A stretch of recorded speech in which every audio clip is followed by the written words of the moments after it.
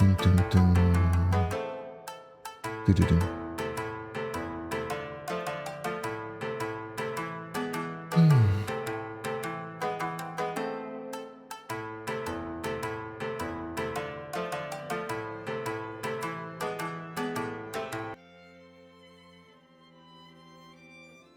Dun, dun. Okay. Yeah, Spotify is fine, everything is fine. Audio seems to be just fine.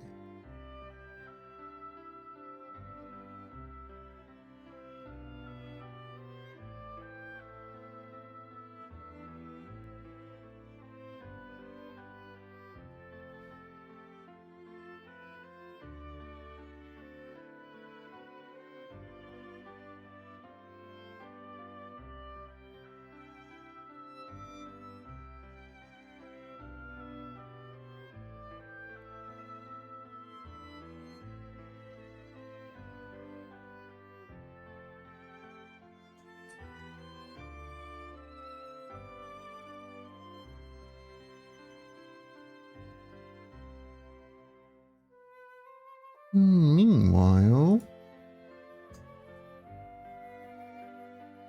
I am going to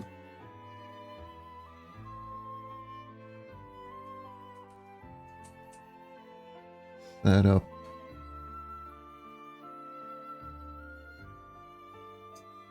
the refs. Gotta set up those refs.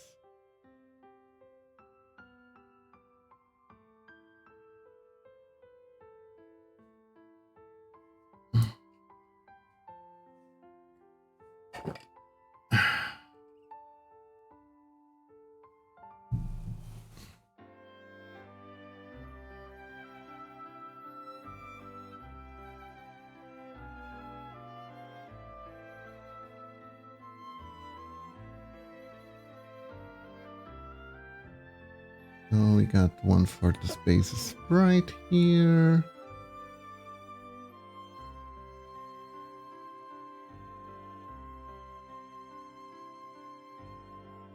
This one too.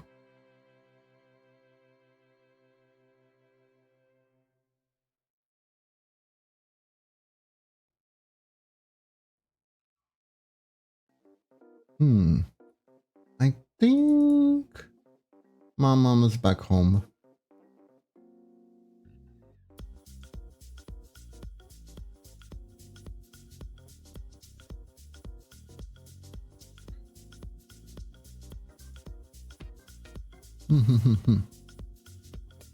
Okay, are we done? We are done. All right, we can get started.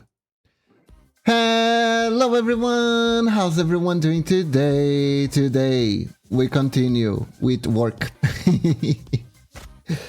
We got Love in the Space. We're on the fourth boy. We're on the fourth boy now. 4 out of 5. And then I'm gonna have to set the sprite sheets and everything in order. But yeah, we're getting there. We're getting there. I would be surprised if I'm not done by next week. I would be surprised. It would mean that there would like something bad happen along the way. Hopefully that's not the case. So now, I'll put you here. What was this? This was jumping. Okay, so I gotta figure out how this guy jumps particularly. I kind of... He's kind of a mage guy kind of situation going on, so I think we could try something whimsical-esque. I'll be real. It's pretty hard to actually find gameplay footage where I can actually see him moving a lot. Mostly because in Love Deep Space, the male character is like secondary. Usually you'll see the girl, and with just cause. But the guy's kind of like hovering about, so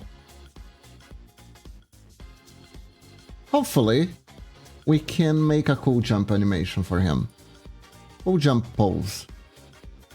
I decided that for this one the jumps should have a single frame, because it's both easier and it kind of works better in general with the program.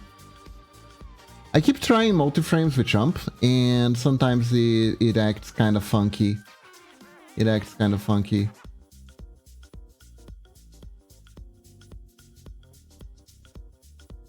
But anyways, let's do this.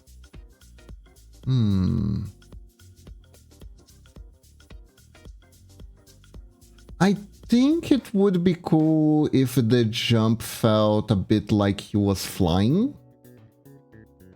Because from my understanding, he can kind of do that in the skin at least. So maybe... Let's see, I think I'm gonna start here.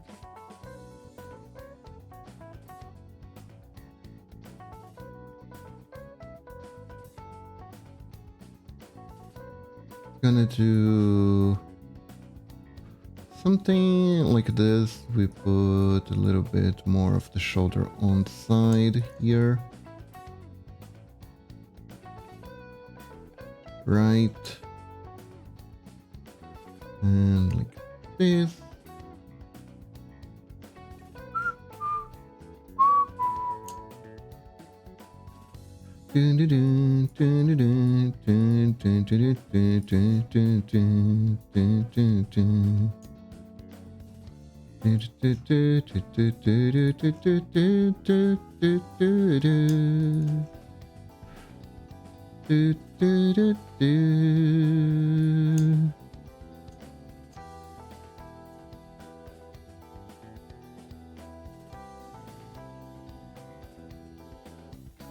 So yeah, so we can do this.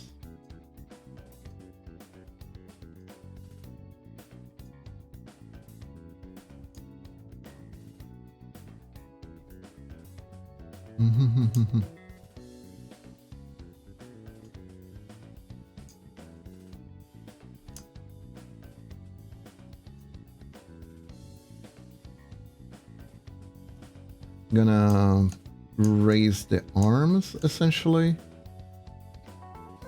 for this pose a little bit, and we can put the idea is it will be folding around here, so the hand is gonna be facing the camera directly. That is kind of how we're doing this.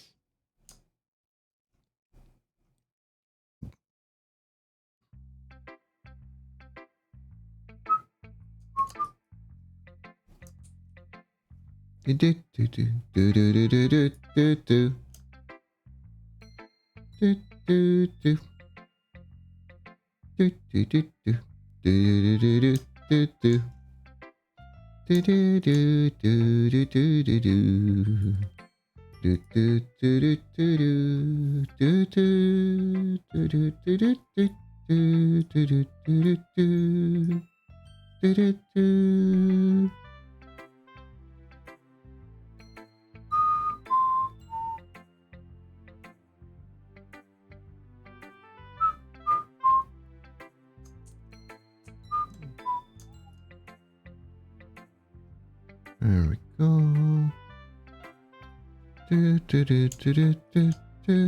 So, hope everyone's been doing good today. Hope y'all been doing good. Everything's in order. Everyone is all right.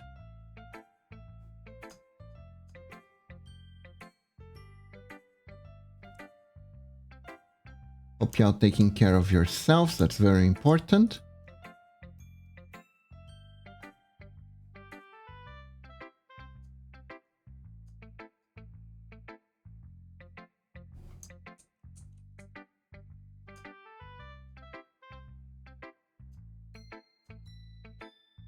There we go. There we go. Okay, so I was thinking something along these lines. I think the hand looks like it's a bit too high though. So we lower it a little bit.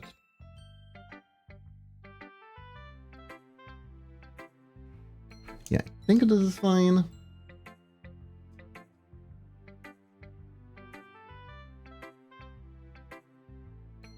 We could raise the chest a little bit, buff it out a little bit because of the jump. And the jump, I think it works.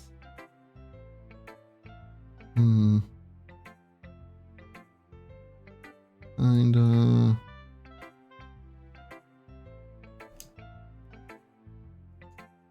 A little bit like this.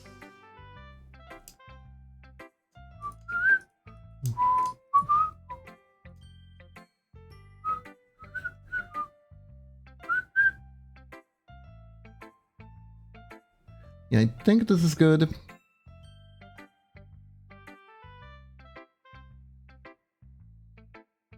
We're gonna up the crotch a little bit. And now that's the interesting part. How do we do the legs?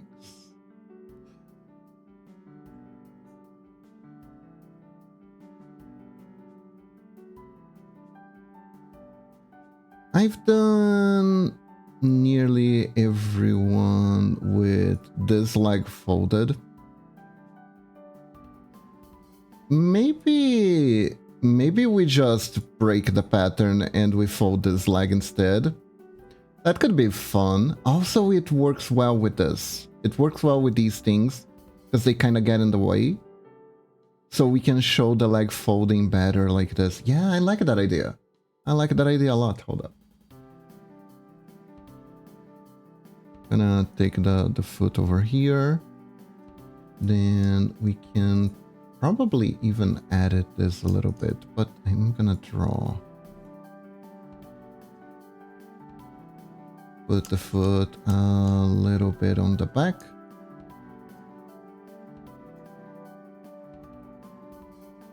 Because I am trying to portray how puffy the pants are, that does mean I move it. I draw it a little bit different than the other ones, but it's fine. It's fine. So like this. So. I can do this. Show the jump. And then, honestly, I can use this little color here. Set apart.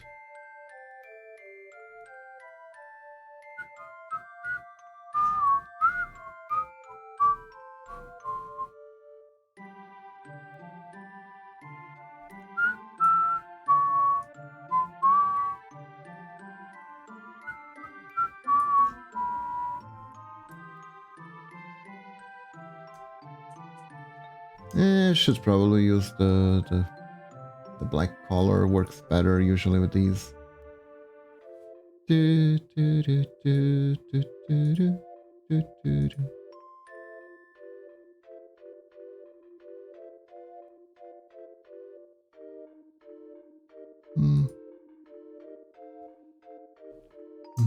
Hold up. Better idea. Gonna do this in a different layer. So if I have to add it, it works better. Because that way I can do the basic shape and then I can figure out where it fits the best. Extra layers are very important. I keep forgetting to use them every so often though. But they are very useful for stuff like this. Because like, I drew the leg. It looks like it's a bit not quite right.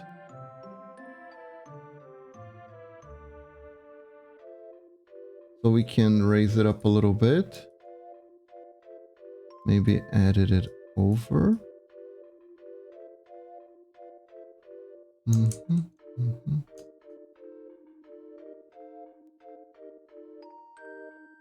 Maybe it's folded a bit too high.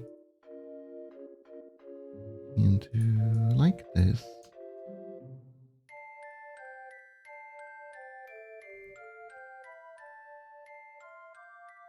Yeah.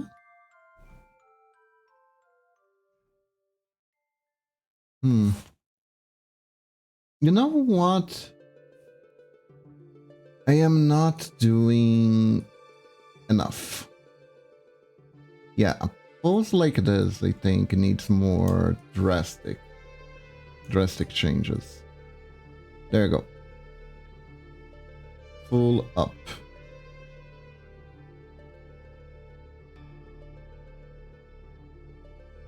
Kind of like this.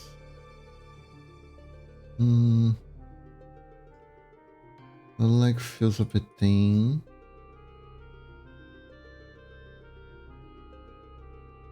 I don't know 100% about the shape. Do a little bit like this.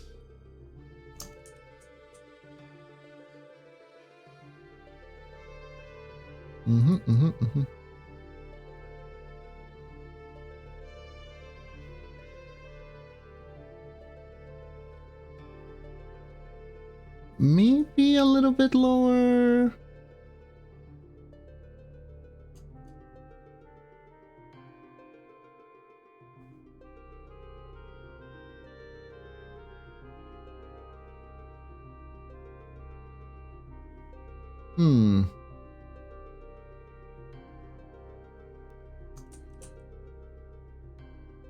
Maybe a bit higher.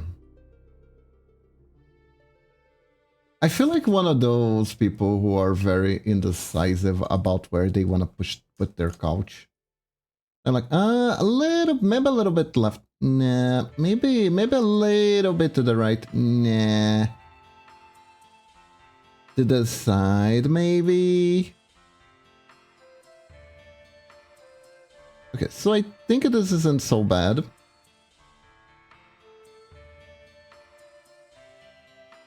I definitely want this to be more over here, though.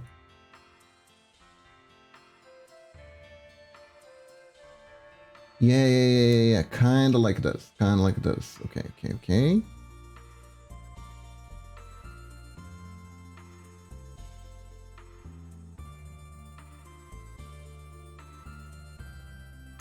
Let me grab this color here, leave it here.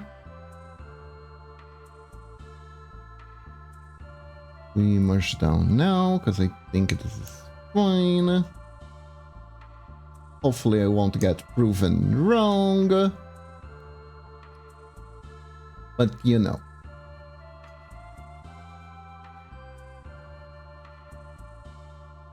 There we go.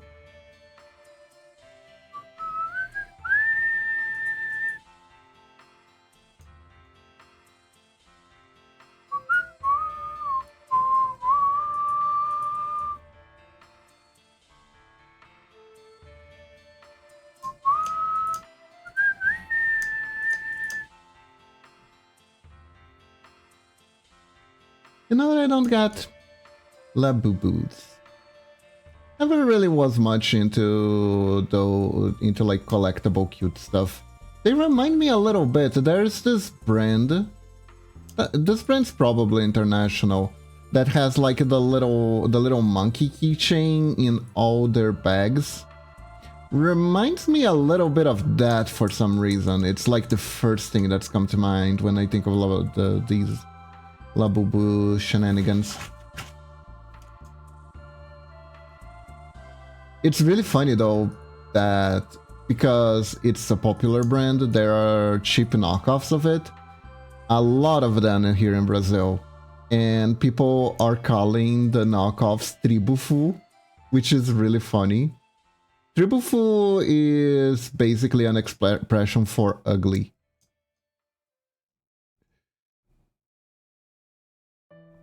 But also a really funny word. I thoroughly enjoy the word, honestly. I think it's a bird's name, actually.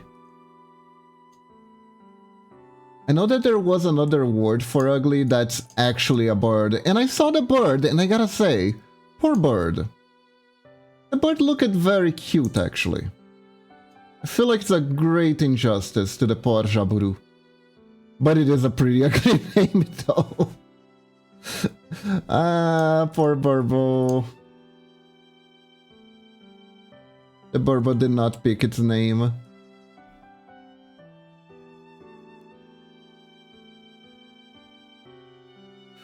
Okay, so now the question becomes, what do we do here? And the answer is, we make these tassel things be a bit more spread out to give a kind of a dubious impression between going up and going down. Because this is like my greatest gripe with string avatars, is that you can't make a going up and down animation. I tried. Usually for like more silly mascots, I can like do some random shenanigans, like they're flapping their hands like wings. Wouldn't really work. I mean, considering the nature of these characters, it would be really funny to make them flapping their arms like wings. But I probably not what the person who commissioned me would want, you know? As an animator, I have a lot of power, and I must do my best to not misuse it, lest I want to make my poor clients angry with me. So yeah, gotta be respectful with the boys. Even if it's conceptually pretty funny. I don't know, my sense of humor is the... You wouldn't expect this to happen, so when it happens, it makes you laugh kind of humor. That's the way my humor works, right? It's the caught by surprise humor that I really enjoy.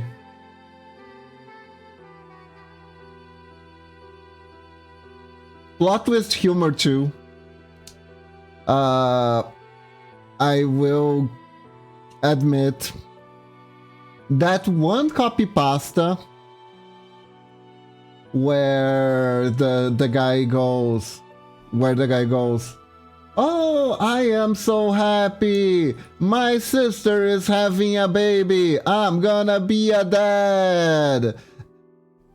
That one is pretty wrong and goddamn funny, because that sentence is like not what you were expecting. That's not the build-up. The build-up is, I'm gonna be an uncle, but suddenly, I'm gonna be a dad, and then Alabama plays in the background or whatever. There's probably a song called Alabama somewhere, surely.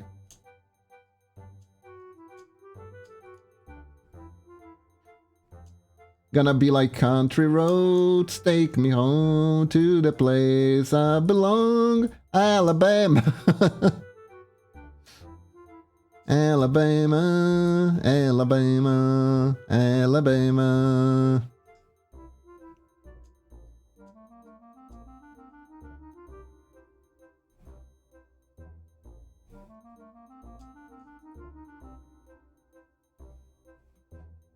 Yeah, my sense of humor is a little bit like, oh no, but also hee.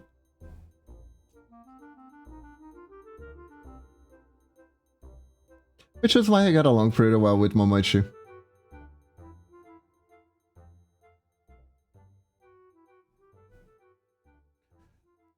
I know, I know.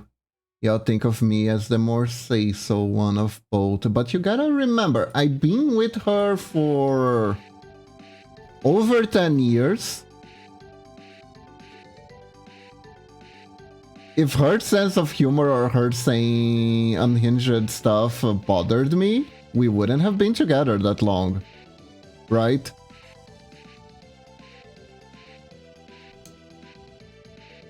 I think that's the most important perspective to have here.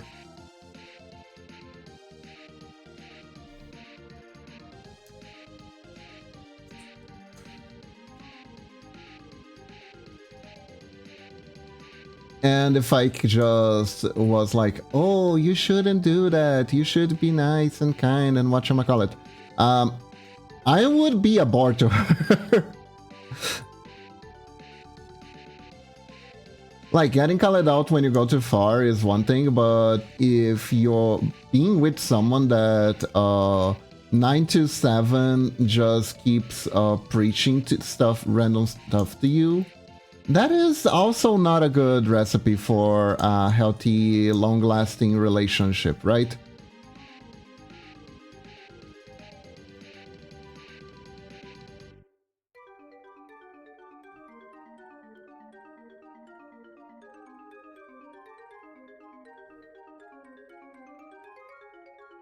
Okay, I think this is good enough for a jumping pose. Now we have a new challenge ahead. And this new challenge is making a sleeping pose. Although, to be fair, I actually have a reference of the guy sleeping. How nice. We have a Zane sleeping reference. We actually have a really long sleeping reference. It's like 8 hours long of the guy sleeping. So let me see. Reproduction. Well, that is loud sleeping. Okay, so from what I'm seeing,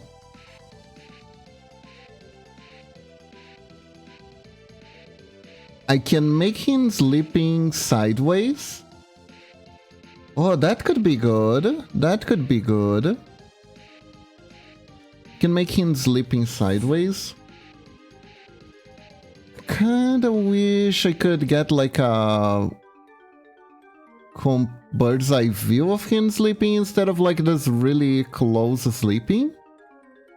He seems to like to sleep to the side. I think I know how to do this. Okay.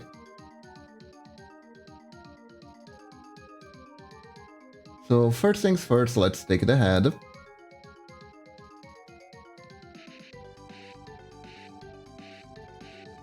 Let's take Zane's head here for a little bit.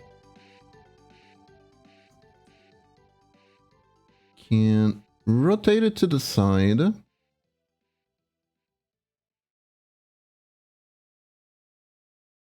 And I do think...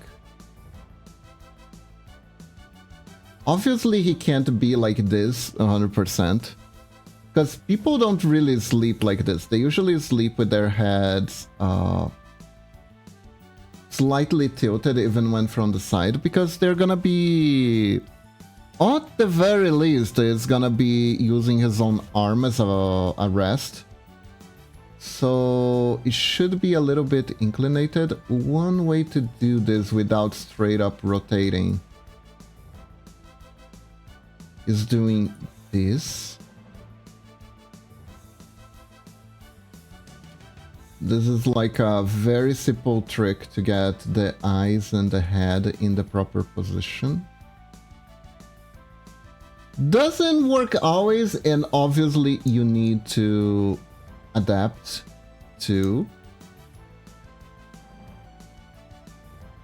Particularly the hair. The hair is like the most important part to adapt. But But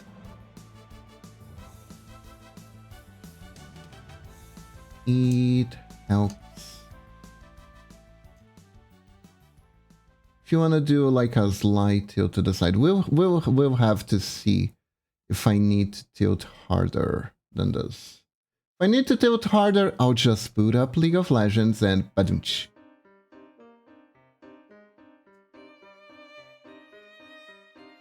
Man, for real though, I been off League of Legends forever.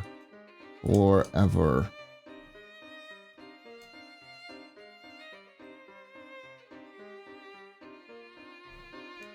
I remember the only reason I even played the game, because it wasn't like a genre that I was like particularly big on. But the thing was, I had just stopped playing MMORPGs, and I needed a new addiction, I guess. And then Momochi got invited to the League of Legends beta that was happening in Brazil. And I was like, alright, and we shared her beta account, if I'm not mistaken, to play for a little while, see if we liked the game. And it was addiction at first sight. Truly was addiction at first sight.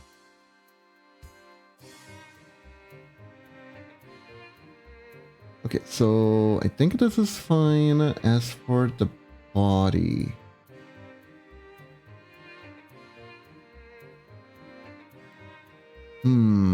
let me check here a sec. Okay, so we got the body sideways. Not too different. Got like broad shoulders, but he is putting them here. And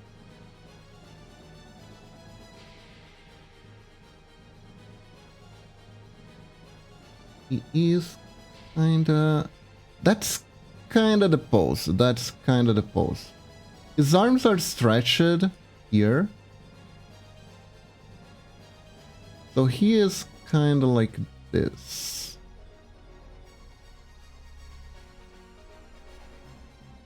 I'm gonna add more details to these arms later. For now, we're trying to get the shape of the body and of everything that is happening here, and then we start to refine it. So as per usual, I am gonna have to take this pixel of Zane here, and I am gonna turn it around and make it float uncomfortably above his head, like he's having some sort of out-of-body experience. It's like, Zane, I know what you did last night, Zane. Why are you able to sleep so soundly, Zane? I know all your secrets. I know how you breathed heavily into Player Kun's ears, Zane. I know everything. So anyways,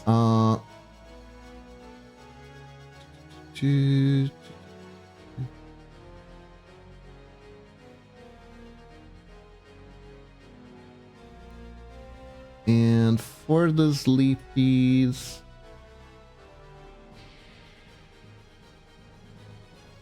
he's sleeping with like his legs bent, so theoretically shouldn't reach the end of here. Can leave the legs bent a little bit, I think works.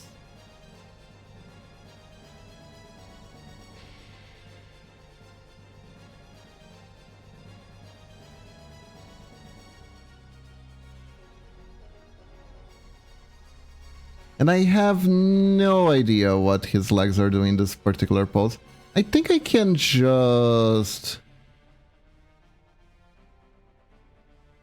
make it kind of similar, but not too much. I do have some... I saw you eating Cheetos in your bedroom, Zane. I can see those Cheetos in your fingertips right now, Zane. Hello, Retro Gamers! Welcome to the stream. How are you doing? Today is Pixel Art Day. Hope you're doing good.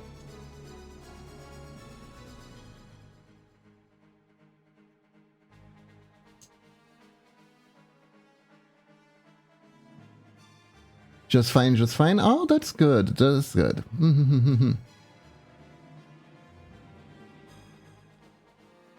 How are you? I'm doing good. I'm doing good. Little bit. There were some emergencies in the morning, but other than that, everything's all right.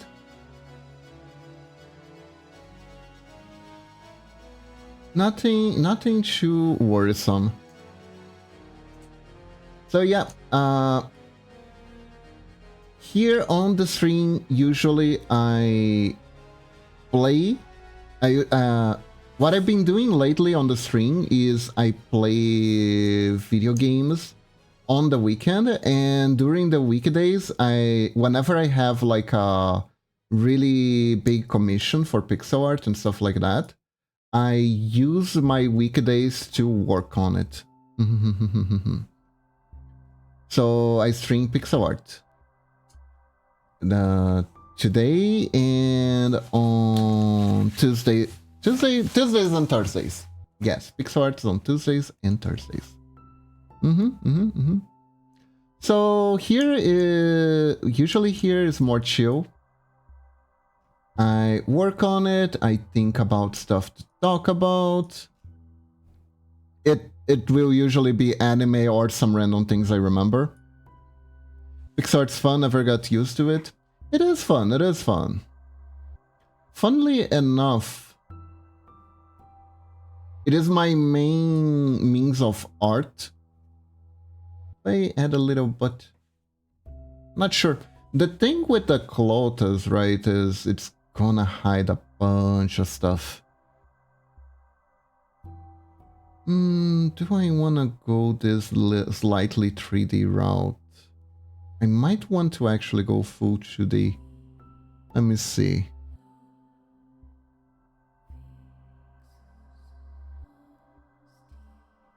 I wanted to do him sleeping on the side, but the references are a bit rough. They're a bit rough because this is an otome game, and all my sleeping refs are like literally ASMR stuff. So it is meant to evoke, because it's meant to evoke a sense of closeness. It's really close up. It's really close up. So trying to infer the position from it is a little bit on the rough side. Let me show what I'm working with here.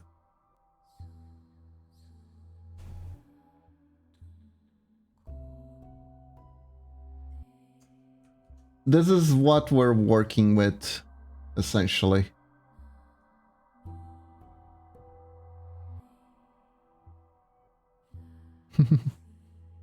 I draw Sonic art best. I don't know specifically Sonic, but it's Sonic. Ah, nice. Sonic is cool. Sonic is cool. A lot of people actually talk about how Sonic design is godly, right? There's a lot of like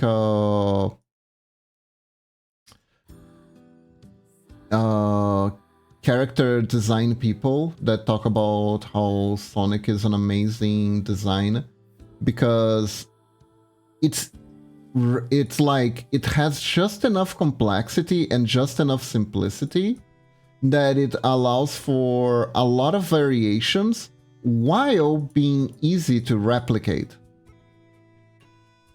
And it's part of why it has such a large fan base, because it makes so easy to let you do your own OC and stuff.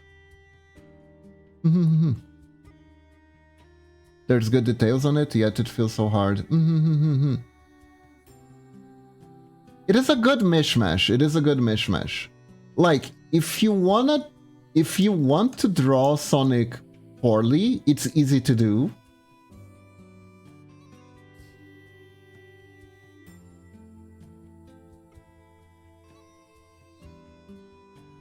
Yeah. It's like it's like the best of both worlds. It's like the best of both worlds.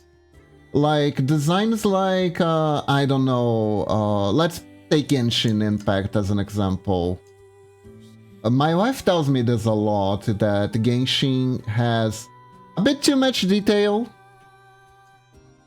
It has a ton of fan art, but it's not like easy if you're not an artist.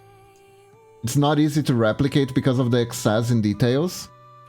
It is extremely hard, yes.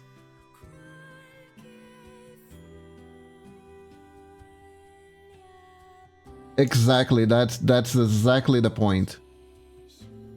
So making like a cute fan art of it, or beginner intermediate fan art of it, it's pretty hard. It's pretty hard. I think I can do it like this. That's kind of what's going on here. I think he's resting a bit more on his shoulders, so we can raise and a little bit more. There we go.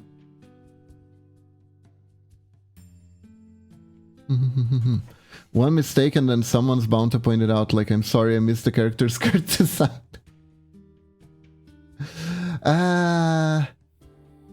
Yeah, the people, the fans get like really attached to the details, and it makes sense.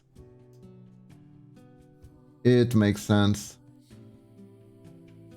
I made Genshin pixel art a long while back. It turned out alright, but boy did it took a long time to finish it. Let me see, do I still have that? Probably do. I keep a backup of any commission I ever done in case there's need for it. There it is. This is an older one. And it absolutely is too much.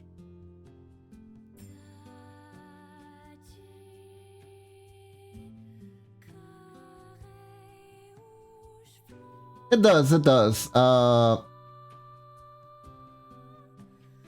I had to keep myself glued to the official art of her to make it.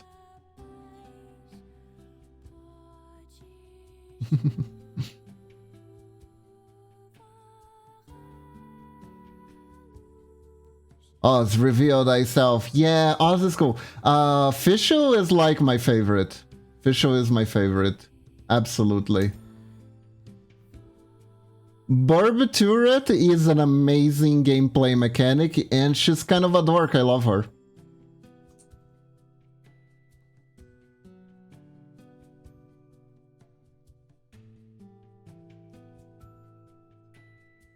I thought it would be Cookie. Cookie, it's been a while since I played Genshin, so she might have come out when I already... Is it like the Tanuki Ninja? Because she's cute too. She's cute too. Don't... But I never got to play with her. I played most with Fischl back when the game came out.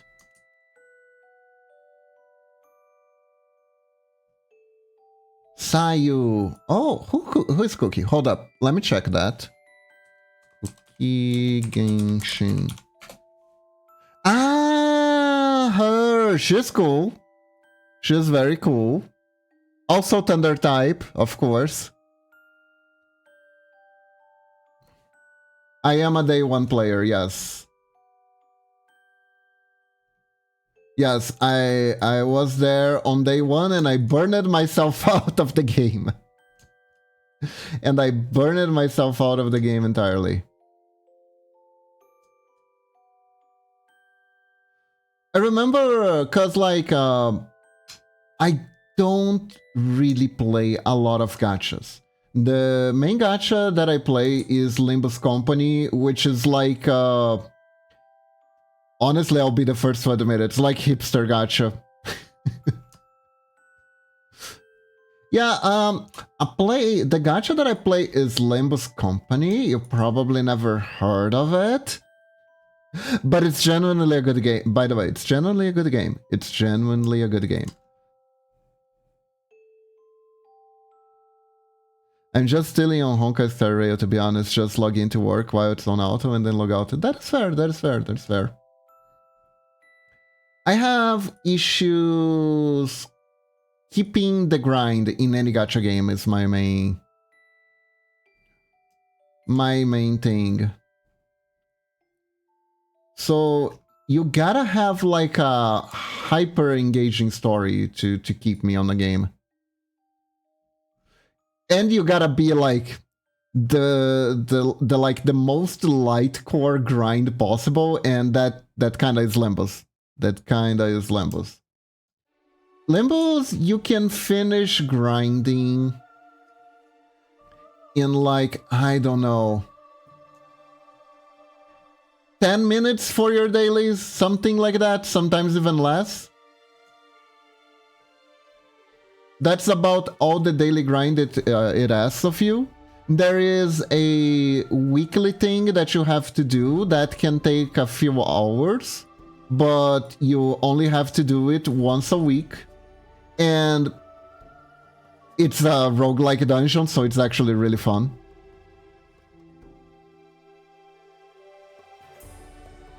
It is so fun that I actually play it outside of when gaining rewards too, just because I like it. They ran it on the 4 chapters, too complex and too long.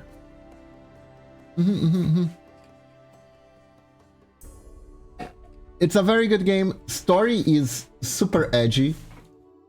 Super edgy story.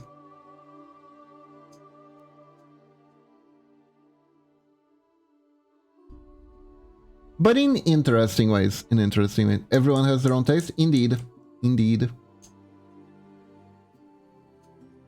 Like, I remember, I keep trying to get into other stuff, but it never pans out. Like, I really got into the Pokemon TCG when it came out, but I ended up deciding to stop because keeping up as a free-to-player was starting to get a bit annoying. Yeah, TCG Pocket. It was getting a bit on my nerves, honestly. And at the end of the day, I don't know, every time a new deck came out, it didn't feel like it added that much gameplay elements to it. I don't know. Yeah, I was in that grind too. And then it hit me. I was having a harder time working because whenever I played it on my phone, it would like trigger my carpal later. I don't know if it's all the dragging that you have to do with the cards or what, but I can't play games on my phone. The meta was Giratina Darkrai for 3 whole sets. I left when the Giratina Darkrai meta started.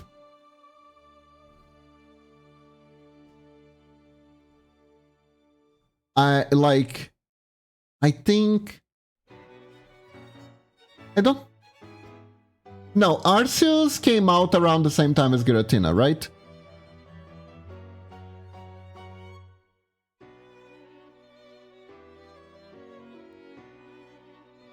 I think the Arceus set was the last one that I opened packs for.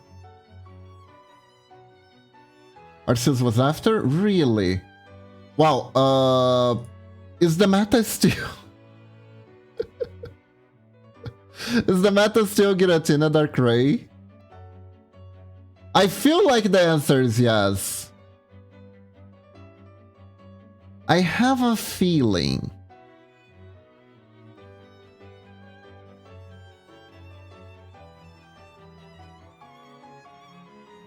But like, it's one thing if a deck is still playable, it's another thing if the deck is still dominating, right?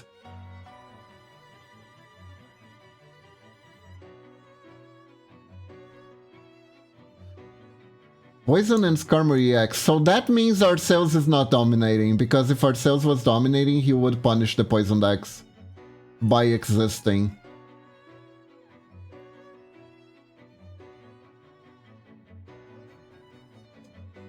It's really weird. There are some decks who like get power creeped in a second, and then there's like one or two decks that just keep chugging along. Skarmory X can reduce 80 damage at any time if it wants, and Poison's got a buff. Ah. I think recently I tried watching some streams to see what was happening. And I think I saw the Skarmory deck. It's like a combination of trainers, right?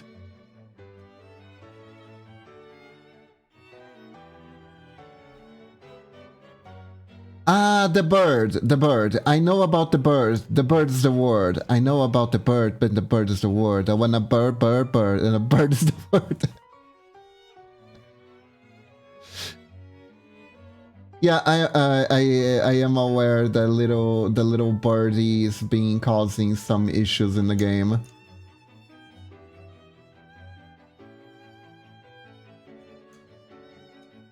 It doesn't really stop the Giratina plus Darkrai, because Darkrai will inflict damage through its effect and not through attacks, and that goes through it, right?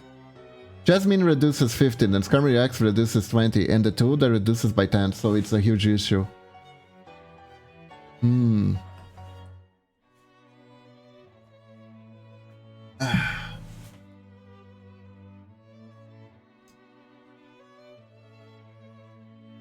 Yeah, I play a bit of the TCG, the regular TCG, so I have an idea how those types of effects work.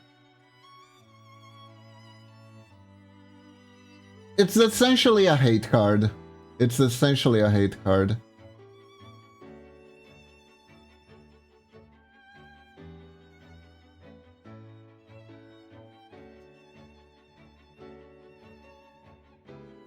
Is that much of an issue though, huh? Interesting.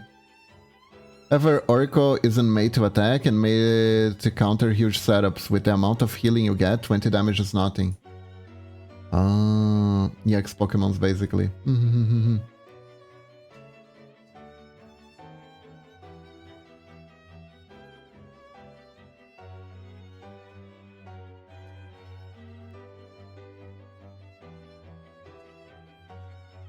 I see, I see.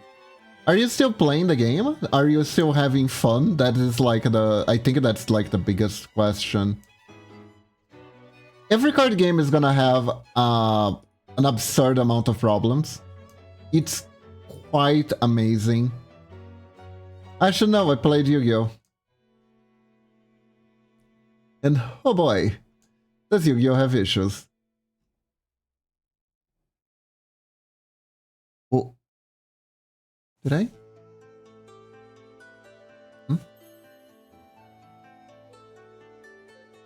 Okay, it told me falsely that the stream was down. I played the game to open packs, but I'm knowledgeable enough to know what the meta is. Ah, so you're like a virtual collector. Alright. Weird. But it's working, right? Everything's working.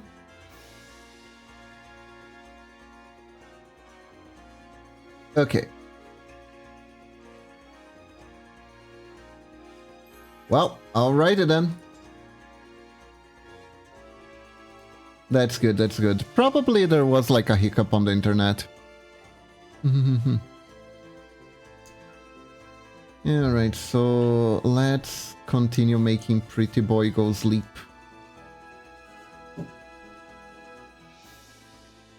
I don't know if I'm making the legs too long or too small. Let me see something.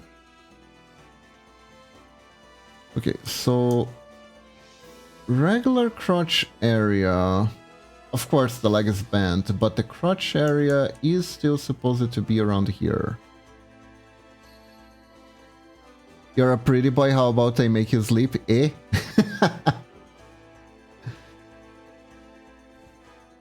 Boop. I got both versions, you know. I got both versions.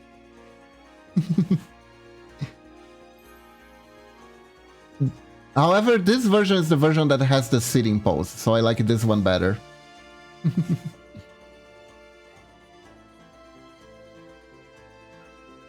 Okay. How about...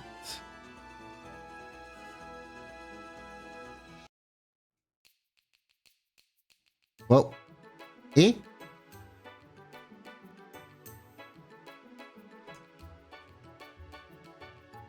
What happened? Let's see here. You didn't need to send in closer grow mode. Oh, it happens whenever I trade the models. Don't worry too much about it.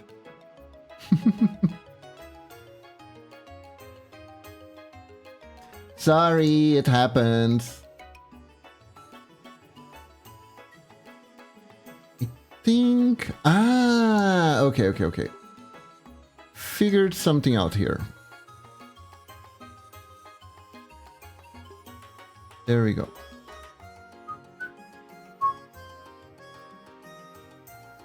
Yeah. Gotta do it like this.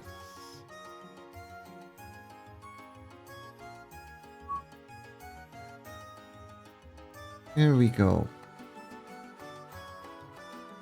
Got the sleepy. The sleepies.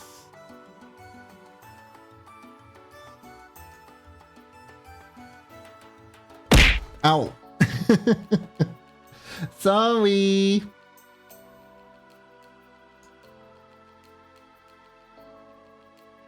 My new version, yes, you do have a chance to hit. I didn't make this to be completely rigged. That would be unfair.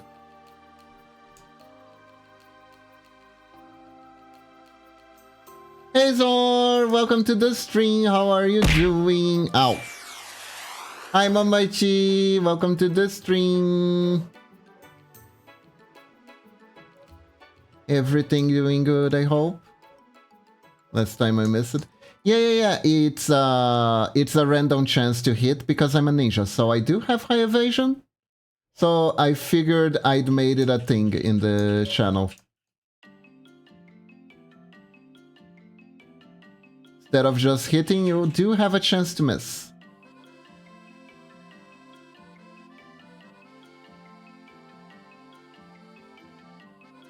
That is fair, Lo. It is.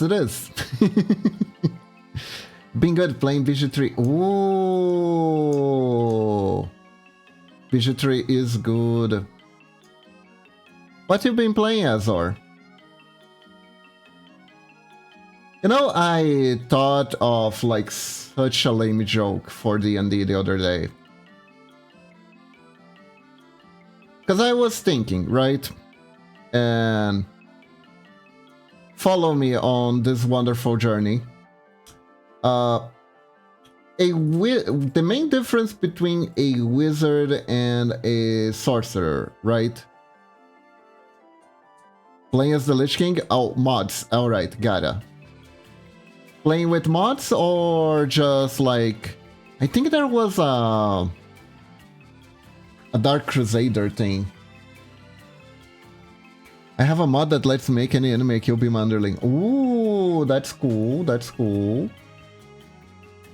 I think the legs are too up. We're gonna have to bring them down. Can't have legs too up in the air, you know what I mean? It's against Twitch policy and such. Okay, so this is a start. Like this. I think I'm gonna go ahead and do this.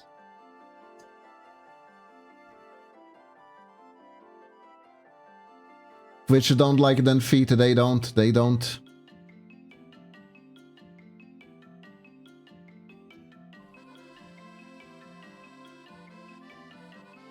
Hopefully sandals are alright. Kinda want you down here. And I want like this.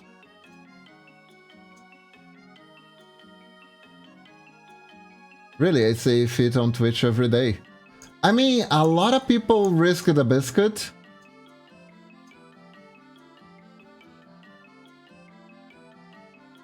Not because I'm constantly searching for... That's okay, Retro. We don't judge. It's okay. Anyways, I'm gonna get these lurk points in game. Have a great stream, Kevo. Alright, Zor. Have a good one. Thank you for the lurk.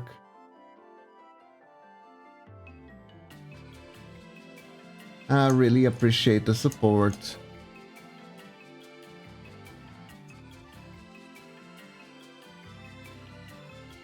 Twitch makes some rules and people find a way around them. Essentially game around the rules. Which makes sense because this is a gaming channel. Okay, so I did think...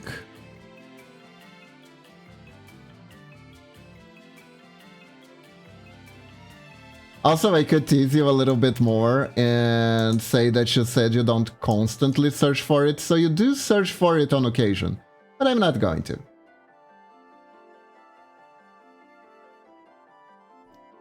Honestly though, I am pretty sure that there is like a weird conspiration to give everyone feet fetishes in the gacha industry.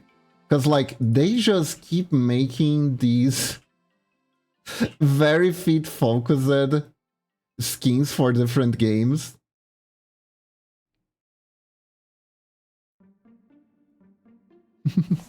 Yeah, like how someone was sponsored by Treasure, Shadow Legends, and the person who was supposed to stream for Raid played in the lowest resolution.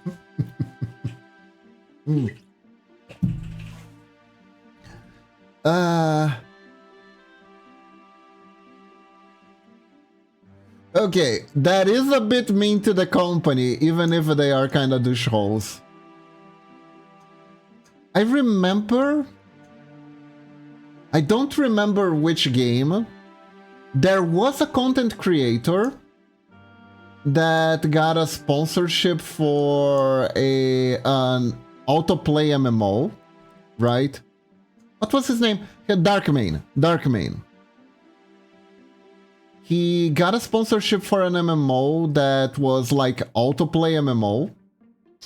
And he left the game playing in the video. He talked about everything he had to talk about legally. And then he left the game on autoplay. Looked at the screen, I was like, okay, so now for everyone that stuck around to that part, here's what this video is really about. We're gonna make my favorite recipe, and then the video was actually a cooking video where he thought to make like some purple pudding stuff while the game played in the background. And it was like, yeah, and the game is really great because I can literally cook while the game play by himself. Look how awesome this is. And I think he still got paid for that. Yeah, no, he's kind of a champion. He's kind of a champion.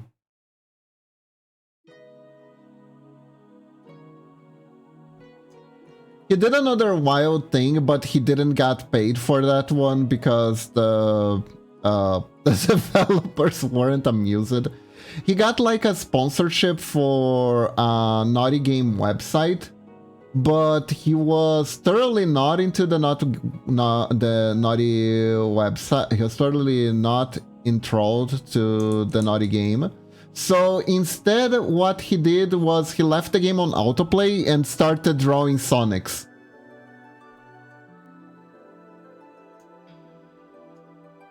He didn't get paid for that one.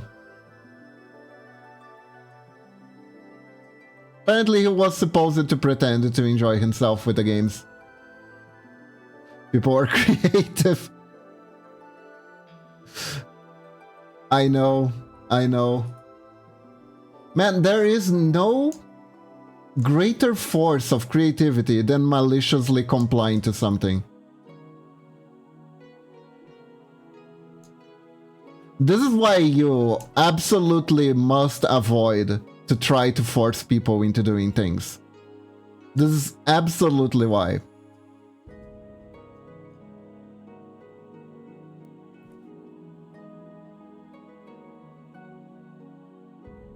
It absolutely can be. It absolutely can be. I think a lot of early builds in League of Legends were just loophole builds.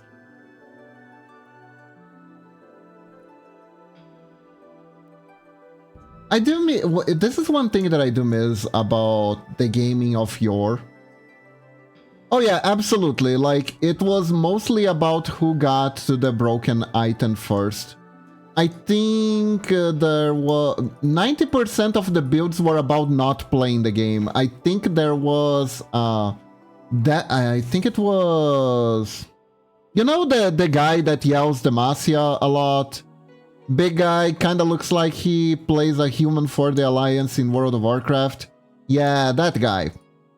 Apparently one of his earliest build were with an earlier version of Suncape. And there was a thing that you could do with one of his skills where you kinda didn't have to play anymore. He kinda just killed anything he touched automatically. I think there was like the damage scaled with HP or something. So you could just do nothing. There are also several builds that don't work except when they do. Like for instance, Sunfire Cape on Teemo. Teemo stays hidden, and the Sunfire Cape dot damage doesn't reveal him, so you can deal damage to an enemy who doesn't know what's dealing damage to him because you just stand there. And maybe you surround yourself with mushrooms.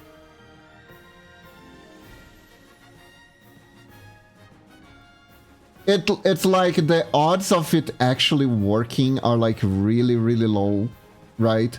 But if you manage to get a single kill with this build, the person you killed will never be able to live it down.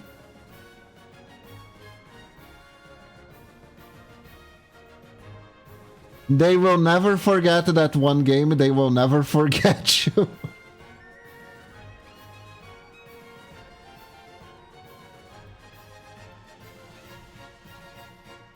My god, that sounds stupidly fun. It is, it is.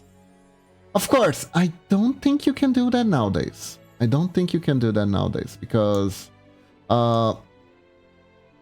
League of Legends tries to have a semblance of balance, which means they patch out a lot of the stupid stuff out in order to adjust it to be the playstyle that they want to be.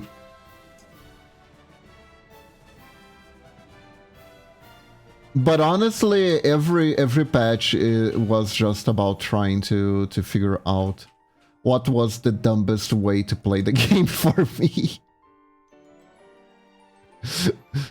I'm one of those people. There's one thing for the longest time I felt really bad because a lot of stuff that I like always end up getting nerfed in games, in any competitive game, card games, and etc. Now I understand. I only like broken stuff, usually, in games. This is particularly true when a game is already starting to give me a little bit of burnout. So it's like, oh, I don't really find much fun in playing Yu-Gi-Oh! Anymore. Time to bring out Chainburn!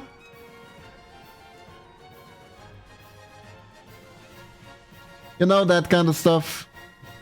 Reminds me of when I played Pokemon Unite. There was a defender I was obsessed with, but because his defenses were so good, I made him to a DPS and nobody could tell what I fed my character because of how much damage I did.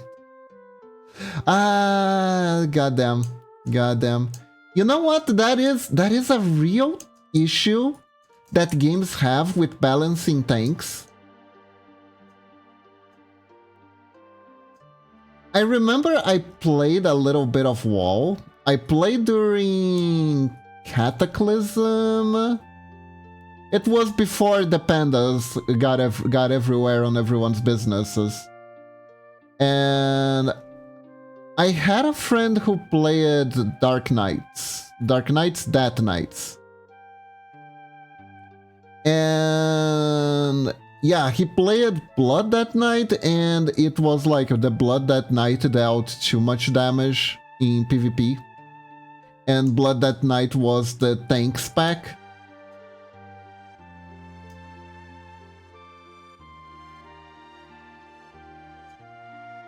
So that was very overpowered.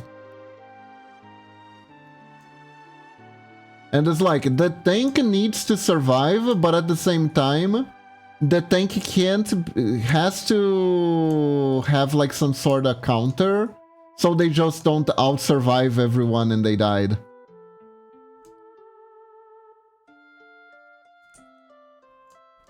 Stuff like that. Personally though, I played Rogue. I played Rogue because the game I played before, I played an assassin class, and I was like, okay, so what is the assassin of World of Warcraft? Rogue? Okay, I guess I'll play that.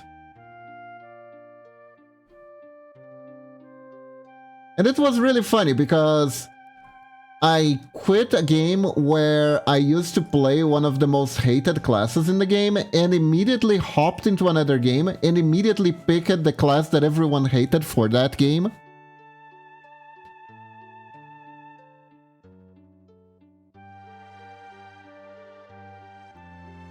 And when it came to Rogue, everyone was a balancing expert. Everyone knew how to balance Rogue. And it was to just try and strip away everything. I don't like when game companies try to overcorrect stuff. It's never good. It's never good.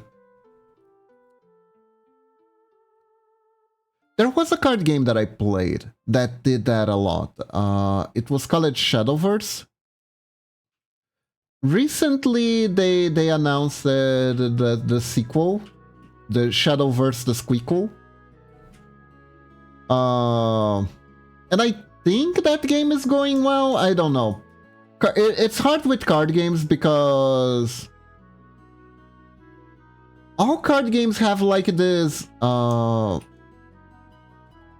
honeymoon period where you're like still trying to understand all the mechanics and everything is so new and there are just so many classes, so much exploration. Yeah, Worlds Beyond, Worlds Beyond. So I don't know if the game is still popular. It was pretty popular when it came out, I know that much.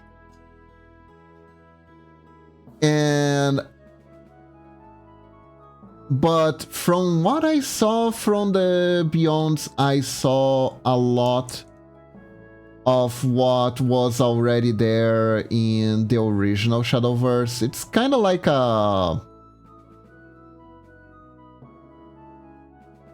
redesign, I guess? Kind of a remake. Yeah, it's kind of a remake. So I am very cautious about engaging with it. But it's time to give up if you plan on playing it now. It's already like really hard to catch up, right?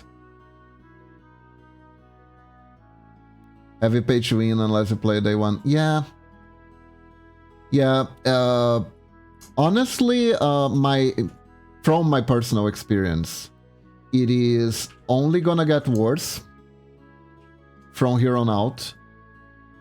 Because since the rotation takes a while to take away the cards, the tendency is for there to be like a critical mass of legendary cards that you need in order to play the game at any one point. And that critical mass is usually pretty big. Like, I remember when Shadowverse first started, the original Shadowverse, you needed like 2 legendaries to make a deck. There were like only 1 or 2 legendaries per class, and there were the like 1 or 2 basic legendaries, the neutral legendaries. So basically you needed the neutral legendaries, and usually the legendaries for the clans, each one had their own build. Each one usually had their own build. So it was like fine. There wasn't much. If you were playing, I don't know, Havencraft, there was like a weird statue build and there was another build, and usually the other build and the statue build wouldn't have cards that would conflate with each other. So it was fine. It was fine. But as they started adding more cards, the rare cards started being less about about coming up with teams, right? About making teams, and they started being more about supporting generically, good generic support, right? For the rare cards. The rare cards became good generic support. And because of that, you started needing more and more rare cards in order to play the game. Havencraft is Amulet mostly, but yeah, I got you. You have to have a certain deck.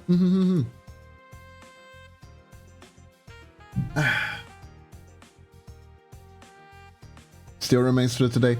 Yeah, unfortunately, that original design philosophy of the rare cards only being used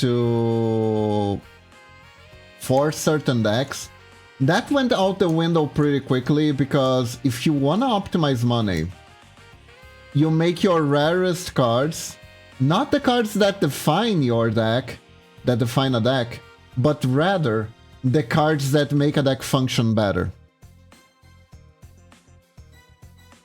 Yeah, absolutely. This is unfortunately a lesson from Magic the Gathering that other card games followed suit. Because usually in Magic the Gathering, some of the most expensive cards happen to be lands, that are made entirely to boost consistency. And that's how most of their money is made. Just chase land cards. Everyone needs it. They need it for everything. Lately, I think they've been doubling down. They've been adding more and more lands that like have extra effects too. Because... and that was always the thing that I didn't like about Magic the Gathering. Was the fact that you have to spend money and resources to get lands. And it's just like, wow, I pulled a land! I can cast things slightly better! That feels lame to me, like... maybe that makes me a Timmy. But I love the feeling of like when you pull... ow! Hey cutie kitty! When you pull like the card that's like the dragon of 1,000 heads, and now finally the final piece for my 1,000-head dragon deck is complete. With the dragon of 1,000 heads, I too shall achieve 1,000 heads. Anyways, hi cutie kitty, welcome to the stream. You know the feeling? Know what I mean?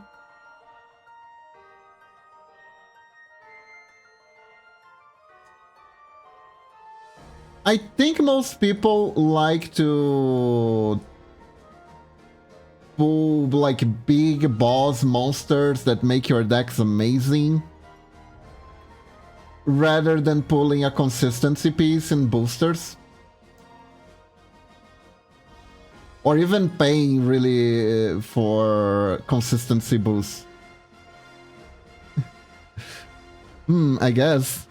Yeah, it does go like that with most card games. It does, it does, it does. Magic the Gathering figured that out and everyone follows suit, essentially.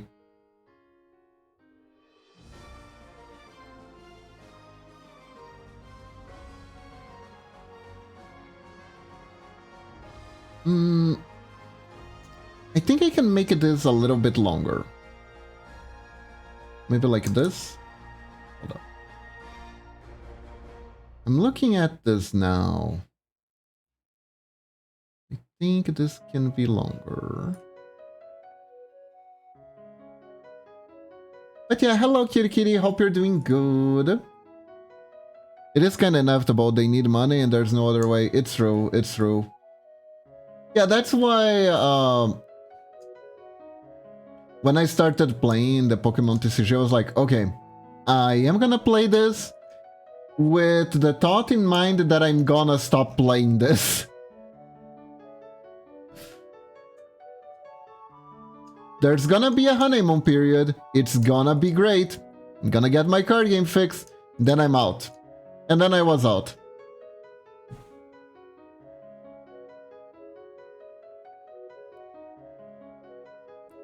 Yeah, it is unfortunate, a lot of card games so far.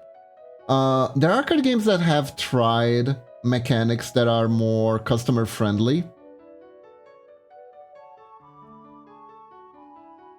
Some of them still exist to this day, with limited amount of success. There is one card game that I know of that is called, I believe, Legend of the Seven Scrolls. And hold up, I don't need this phantom hovering above. There you go. And the thing with Legend of the Seven Scrolls, what they do that's kind of really nice is that they sell you the game like they would sell a board game, right? And they sell you expansions for the card game and the board game. So instead of having to buy booster packs, you buy these expansions and you get every card of the new expansion. You just get it right away. So you have to keep paying in order to keep yourself up to date with the game, of course. But you're guaranteed to have everything, right? So you can have everything, you can explore the card game in any way you want.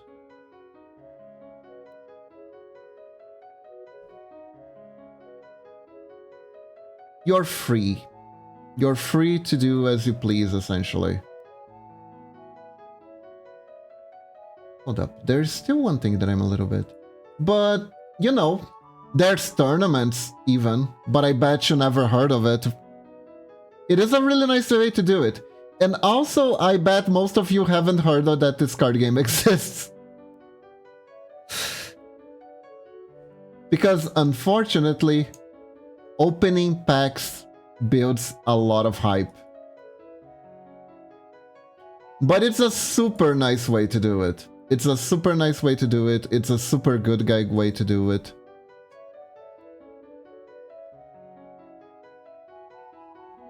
And honestly, I wish I could support them better.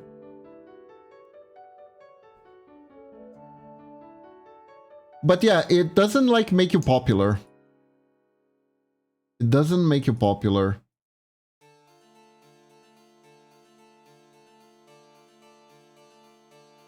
It's a little bit niche too, because technically it's based on an RPG module.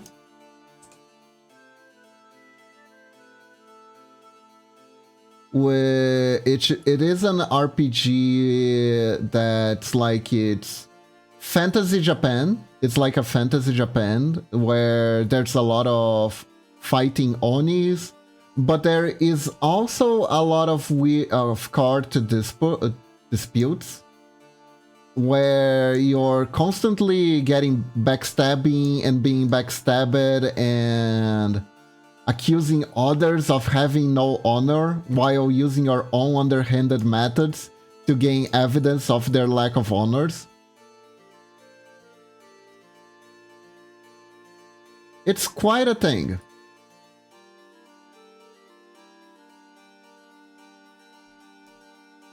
It is its own thing, and it is made for people who are already familiar with the universe. Sounds like a Vampire the Masquerade Samurai-esque thing, doesn't it?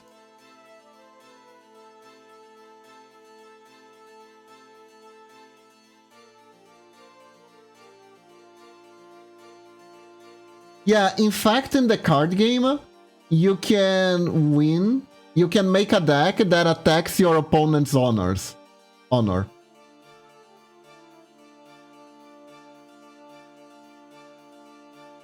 Because those who do dishonorable actions are considered untrustworthy to the Emperor's eyes.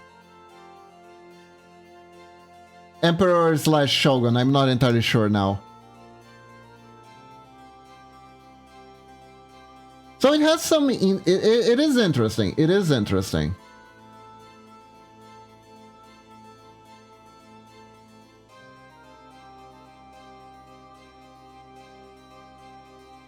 Now, let me see, because I am trying to keep the same amount of... Yeah. Okay, same amount of frames here.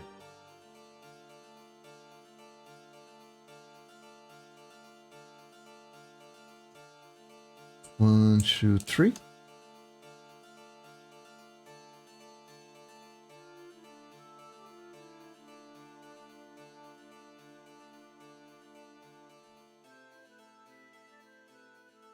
I have a friend who was really into it. I think he's still into it. I haven't talked to him for a while.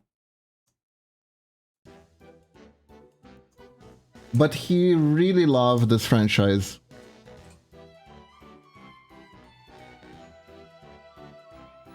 So, sleepy time.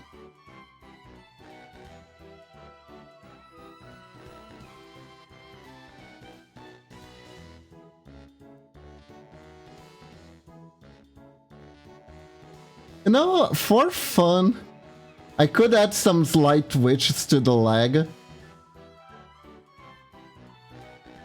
Because he does roll around a lot in this video here. So I could add a little bit of that. Particularly in this part here where he is just...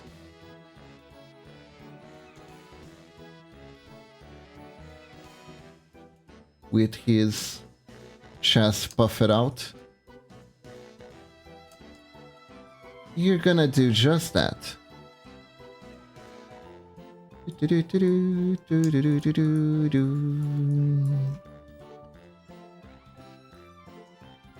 It's funny, I played so many card games. So many card games. Never really got too deep into one. The one I got the most deep in was Yu-Gi-Oh! But I dipped my toe into a lot of different card games.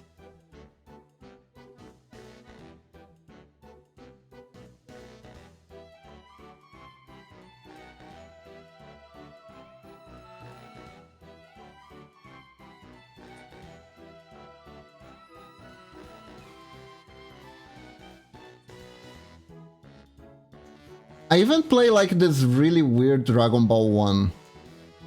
That isn't the one that came out recently, it was an older one. Like, it had one thing that was like super cool. You had a power level gauge that was Trunk Sword. It was basically your life gauge, and you would pull the sword up slightly every time you took damage. No, I think that was the rage counter actually. Regardless. It was like a really neat prop.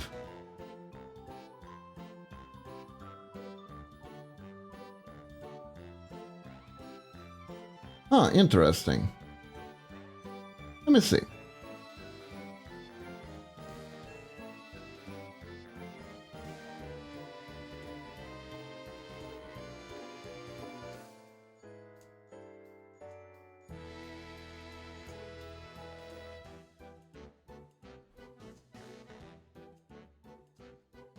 But the game itself was a mess. And I had no idea what I was doing with the rules. My friends didn't know what they were doing with the rules. The people who made a digital version for Game Boy Advance absolutely didn't know what the rules were.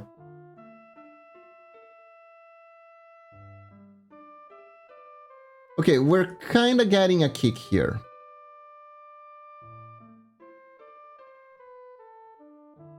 So I am gonna make it like a real kick.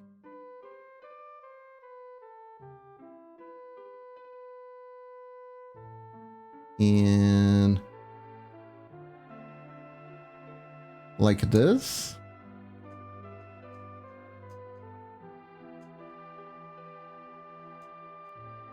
Do do do do do do do do.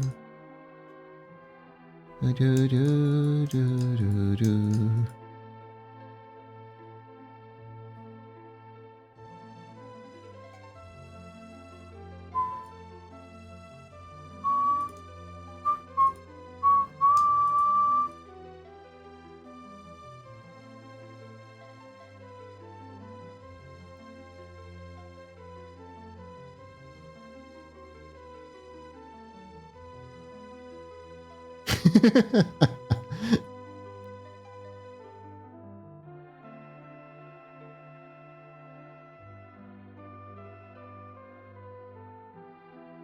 I think here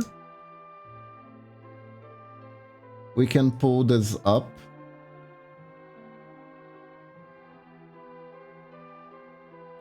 There we go.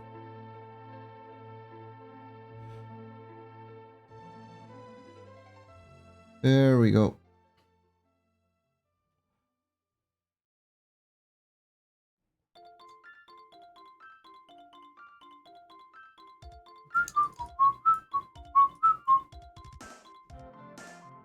Man, I wonder if I should play Trials of Mana again on stream.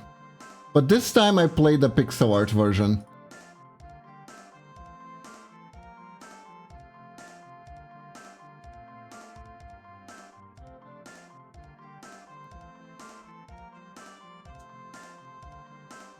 Secret of Mana, I am so nostalgic for Secret of Mana.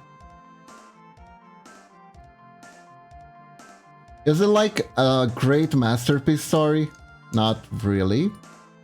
Is it incredibly revolutionary? A little bit.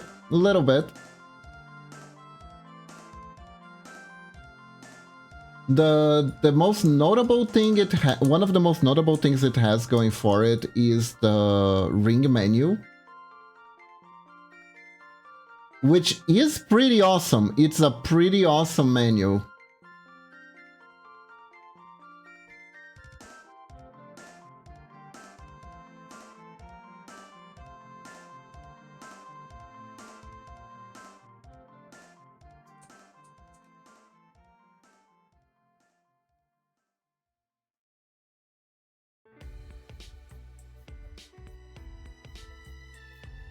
There you go. He's dreaming about chasing cars, guys. He's dreaming about chasing cars.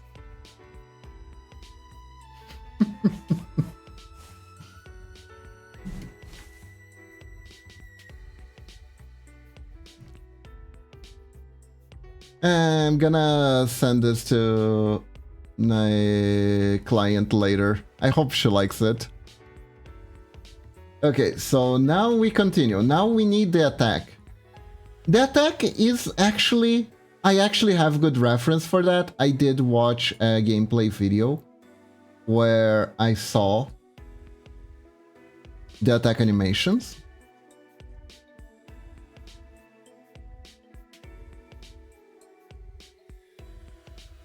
So he does have a staff. I need to get the staff. Let's see, can I get reference of the staff? Zane Farseer.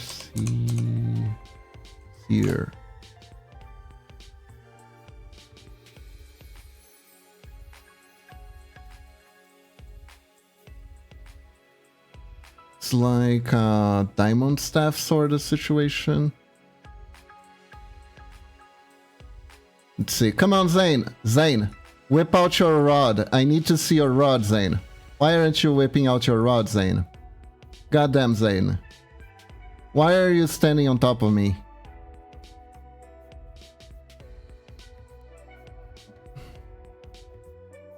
Something about being very cold and needing to warm up with my body. I see.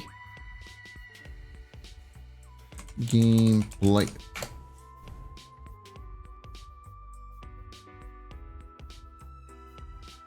It's Farseer or Forseer? I think it's Forseer. Oops.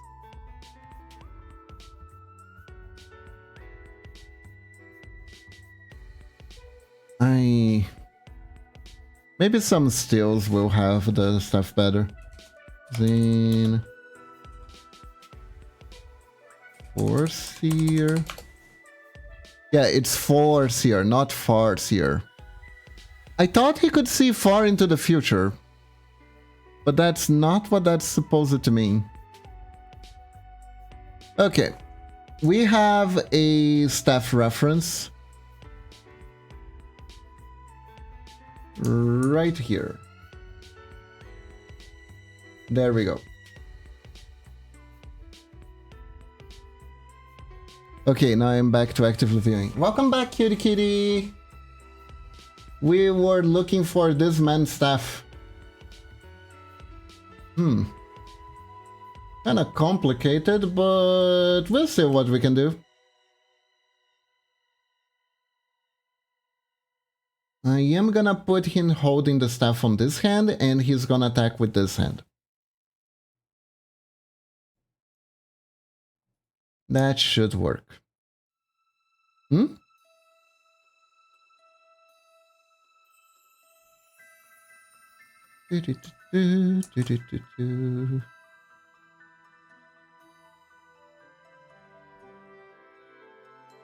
Is his long hard staff? Yeah, it seems pretty long.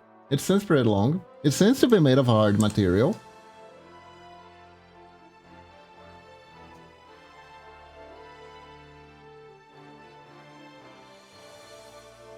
So I guess so.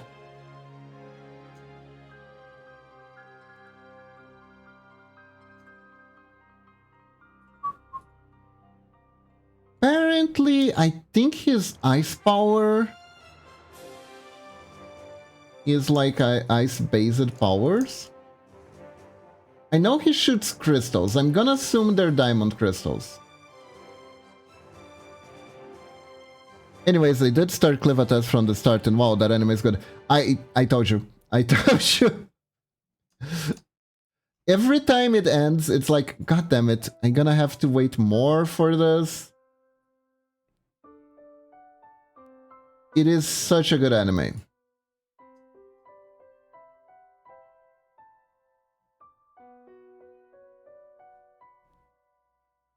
We watched it a bit on Scuff Day.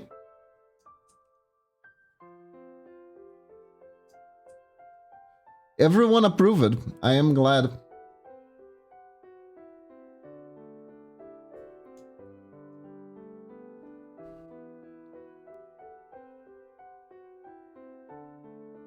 It has also like a bunch of little details that it does different from other anime or other animes of the same genre. That are just nice. It's just nice to have them there. Just the fact that it's well written is already like, goddamn. Fantasy anime that's well written? Holy crap. What is this? And it's a webtoon anime.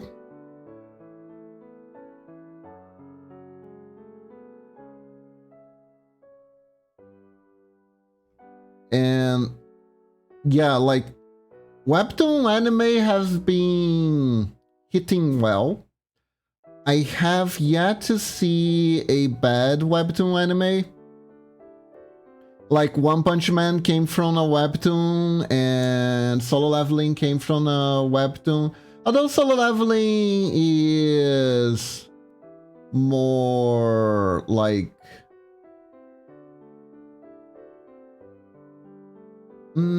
it's a little bit closer to more wish fulfillment-ish anime, I guess.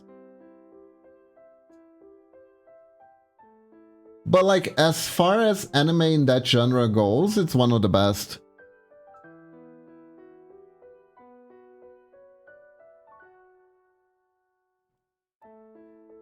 I did not like the second season as much as I liked the first season. Isn't that a manhwa? It started as a webtoon, then it got published as a manhwa. But technically, it literally is a webcomic anime. It literally is a webcomic anime. I didn't know I'd live to see the day, but now webcomic stuff becomes anime now. That is pretty awesome.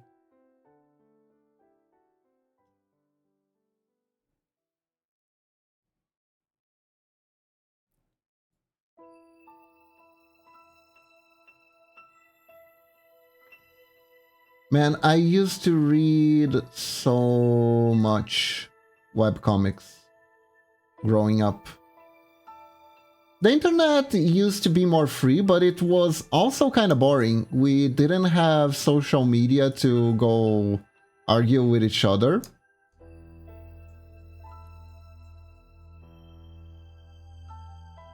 So when we weren't using the internet for anything useful, I guess what I would do is read a bunch of webcomics. I read good webcomics, I read bad webcomics, I read webcomics that were a little bit questionable in taste, but were okay for the time, and then their authors just went completely off the track and became extremely transphobic, and Jesus Christ, what the hell happened with them? What the frick happened with them? Can someone please tell me what the hell happened with them?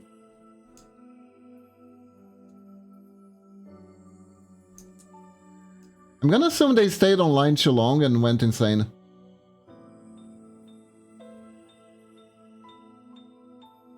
The second season was a bit slow, sure, but I do like that, and I am hyped for the next season. Also, about the only way for me to consume that kind of stuff, we don't do a lot of manga-mount content over here. Ah, I see, I see. Hello, Kiba. Hello, Shato. How are you all doing this hot day? I wish I had a hot day.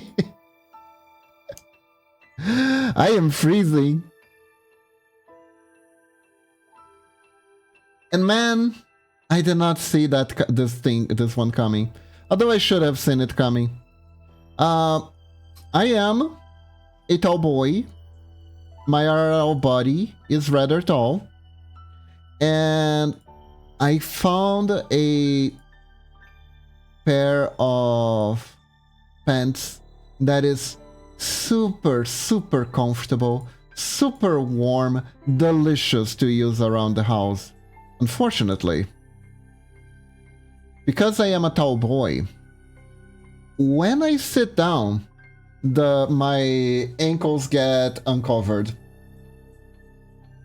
So I need to adjust myself, otherwise I get uncovered cold ankles.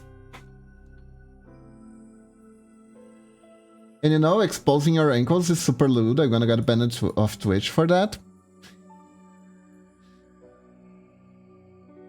Exactly, Medina, exactly. Showing ankles, such a menace to the morality of society. The fabric, I can feel the fabrics of society crumbling already because of my exposed ankles.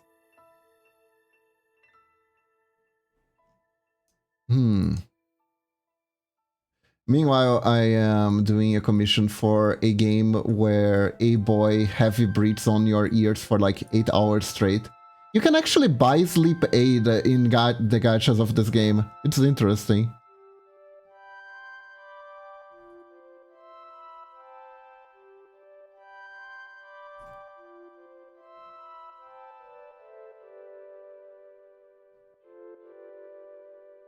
This is a very interesting game.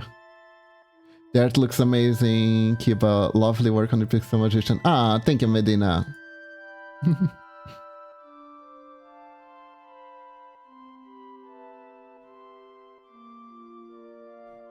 This color... Ah, it's the... Okay, so let's make it a little bit less saturated.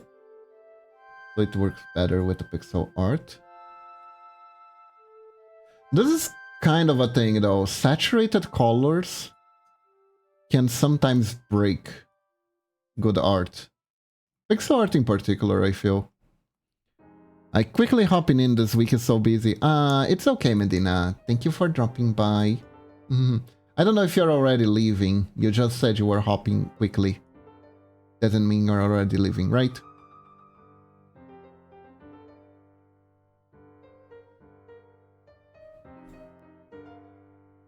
Funny thing is, I can't afford to put more detail. Ah, 5 more minutes. Okay, okay. But yeah, Medina, we got a new person on board the Clevates train. Cutie Kitty watched it and liked it. I'm not really understanding what this part is. This is like a little thunderbolt of sorts, right? This is like a little dagger thing, I think. Yeah, let's make it like that. Let's make it like that.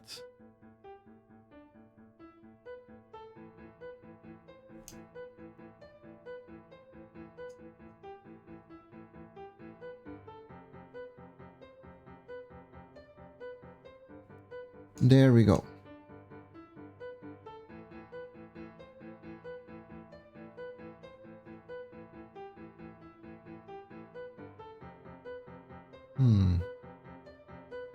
That's correct.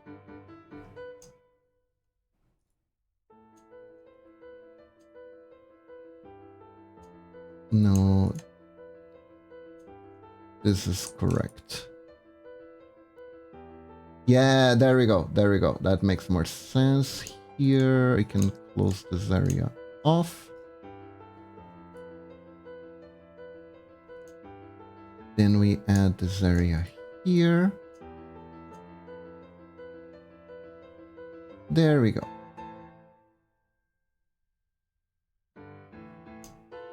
I am gonna do this.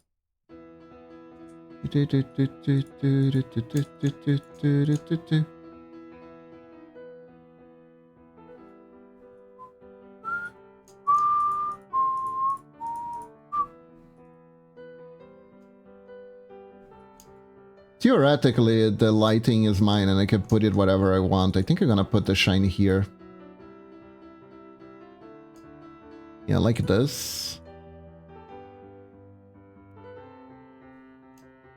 Can put a little bit here. Go.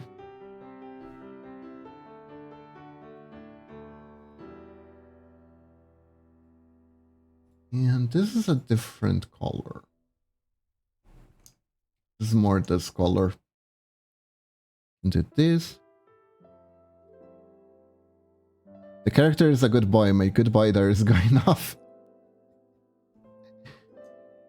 I hope they all are good boys, honestly. They certainly are like it, though.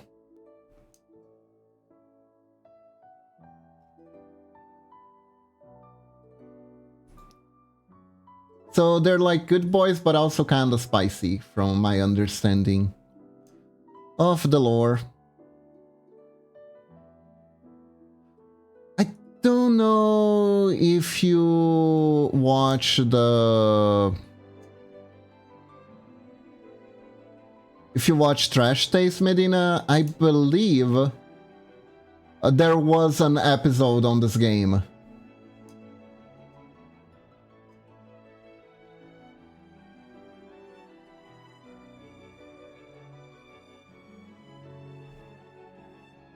They had an episode on this game because Gunt's wife is really into it. Stoppage watching them if they had a literal terrorist supporter on them for the second time. Oh dear. Goddamn. Like, I don't know these things.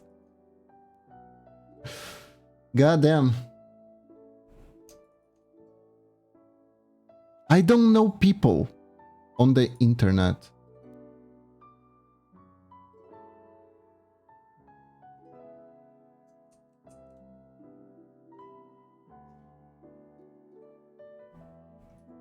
Oh well.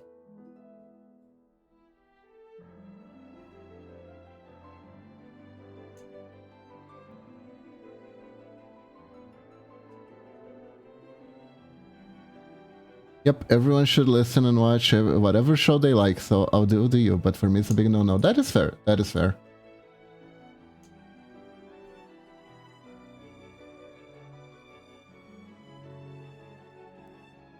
That aside, thanks for the tip, Kiba.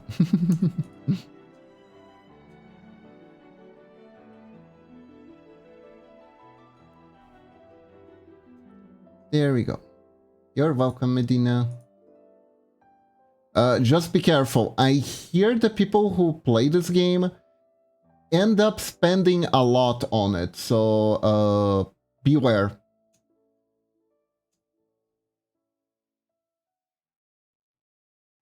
Thank you for the pet.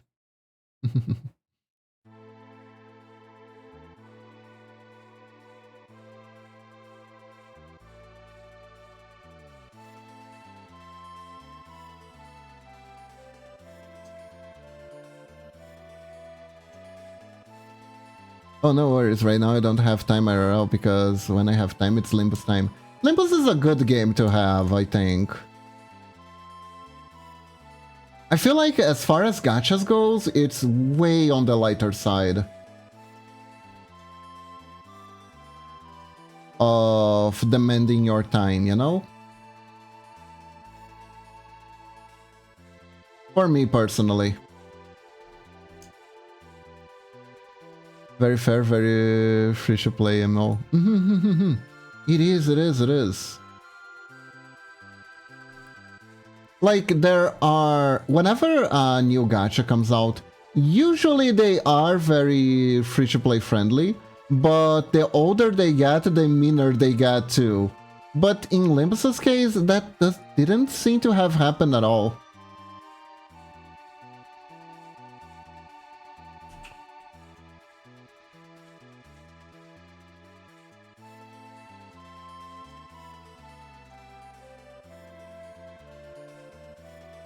But who knows, maybe... There's still time, but I hope it doesn't. I really hope it remains that way.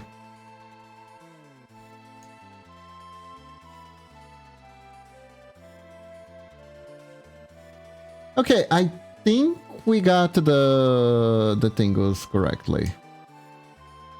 They should do more plushies so I can get my Doin Shumael and the Limbus Teammate Cup to contain them.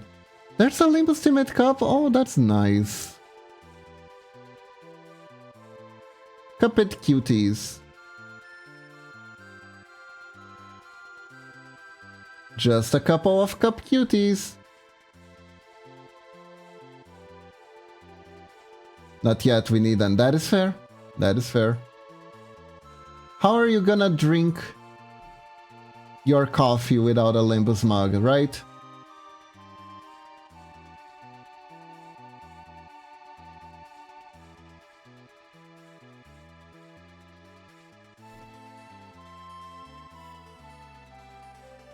Man, I saw something yesterday that I was like, oh yeah, this is why I keep my head off drama content.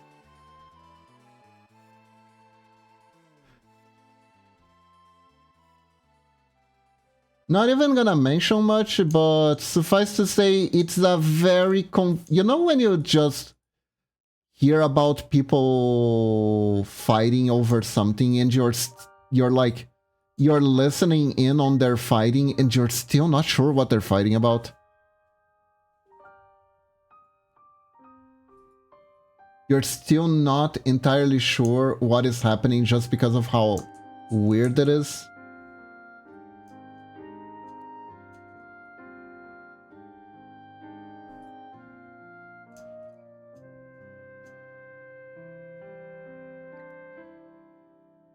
I'm starting to feel a little bit like on the internet,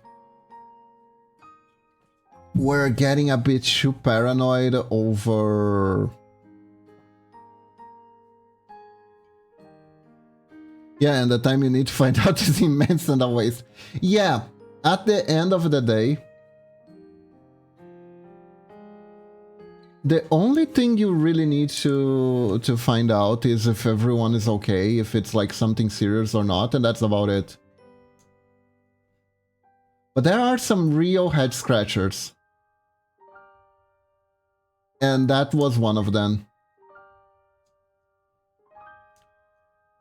I won't comment on the issue itself, but it feels like people are getting a wee bit too paranoid over narcissists, is what I'm thinking. I'm not entirely sure the VTuber community has fully recovered from some recent events. And everyone is kind of like playing hot potato with each other, being like, okay, I know they're usually a good person, but could they be the next covert narcissist? Feels like a reality show, you know? Next uncovered narcissist. Jenny needs to find out. Who is the covert narcissist? Is it Tom? Is it Holland? Is it Stacy? Or is it herself? Tune in next time as Jenny goes to therapy. On Who's the Covert Narcissist? You know that kind of stuff? God, yeah, like a witch hunt. Yeah, like that. It's a bit complicated.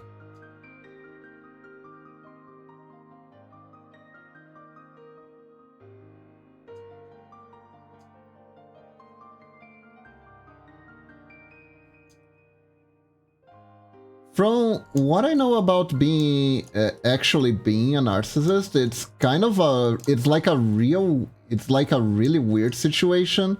Because one, you're never gonna realize you're one by yourself. You're literally gonna need therapy to even realize that you need therapy. The only alert that you might have to warn you that there might be something wrong, right? Is when you feel that everyone around you is an asshole 24/7.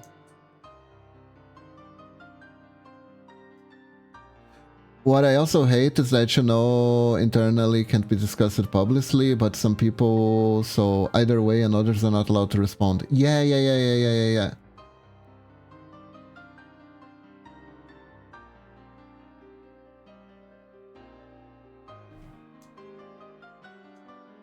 There are some anime intros that kind of rub me the wrong way, where they make the protagonist too much of a victim. Sometimes to hilarious extents, kind of like that one with the overlord in Another World, right?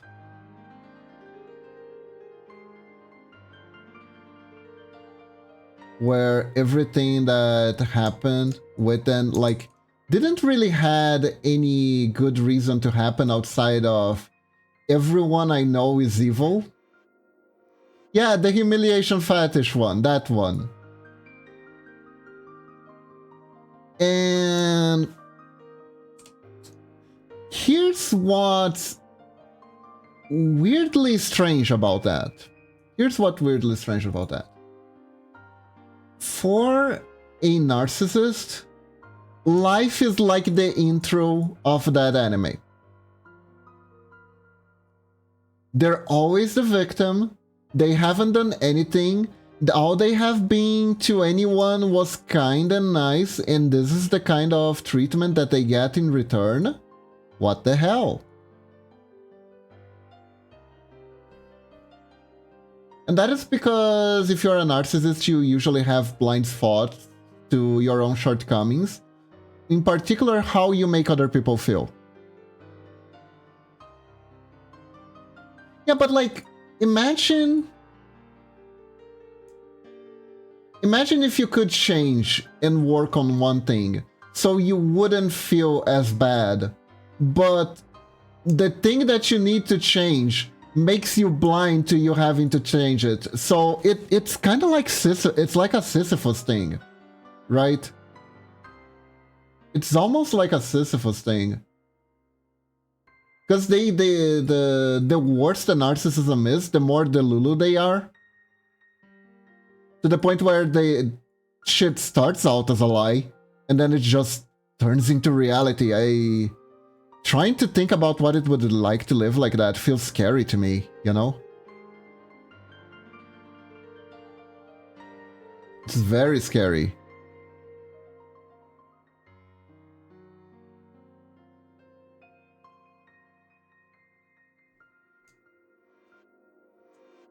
And the worst part is, right, if they were just harming themselves, it would be easier to be like, to show some kindness and sympathy, but they will usually cause such a mess to everyone around them.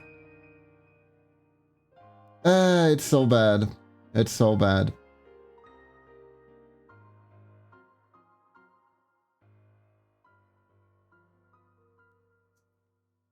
But yeah, that's more or less what I was thinking about because of the weirdness I saw recently.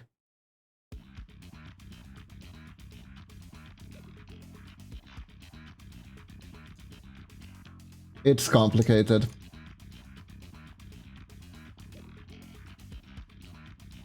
Enemy can be deep. I like this convos we have here. I enjoyed them as well. I remember, I think it was in... I had a teacher that was kind of crazy. I mean, I probably talked about having a lot of crazy teachers. But this one teacher was crazy, but I liked her type of crazy, right? She was very very up in arms about different things. Did you have one normal teacher? I did. My geometry teacher was kind of hot, and she was also a normal human being. It was great. She would help us would help us remember formulas with slightly naughty, you know, those meme things where you repeat a phrase that lets you remind of what the actual formula for an equation is. I don't know what they're called in English.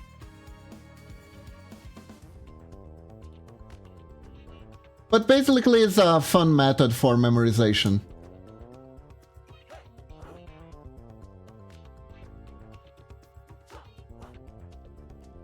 But that does not sound very normal to me, but okay. It's fine, it's fine. It's kind of normal here. It's fine.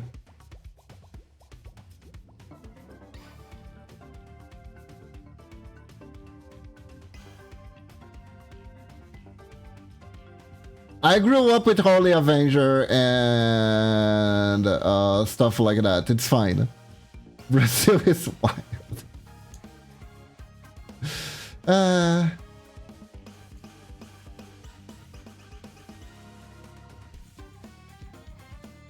also had normal boring teachers. But those I don't really remember. It's one of these things. Even your memory is biased, right? Okay, I gotta go now. So much other stuff. Maybe I'll be back later. Thanks so much for your conf stream and the cool pixelart. Alright, Medina, have a good one. Hope you have a good day. May you solve all the problems. And see you next time. Bye-bye.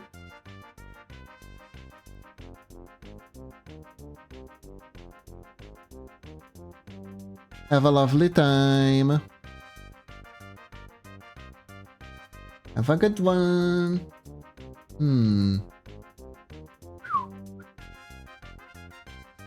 I am gonna do this.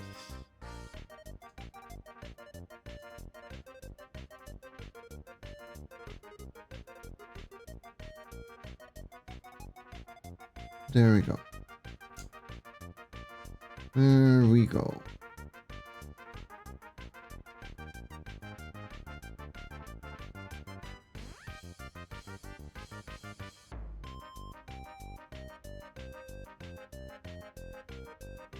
Do, do, do, do, do, do, do, do, do, do, do.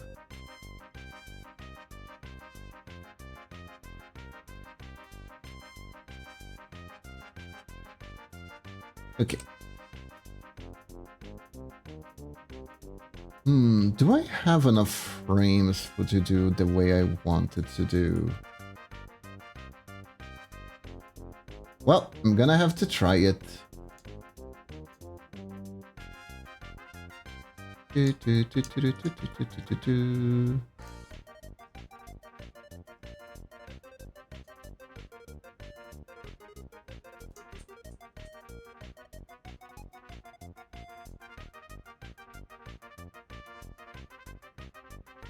Okay, so I am gonna start doing this.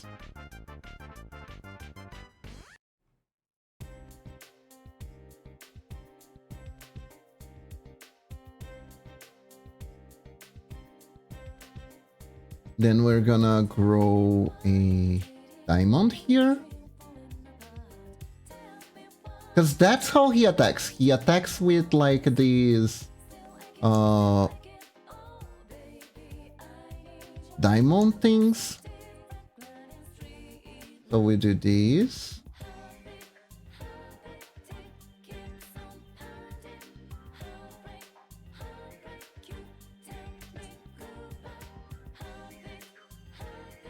Go.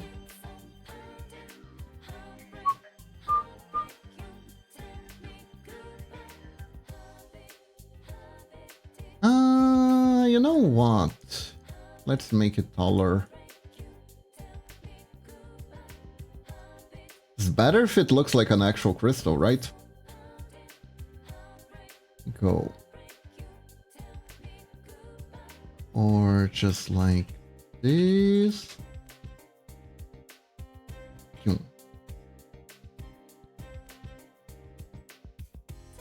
So let's see.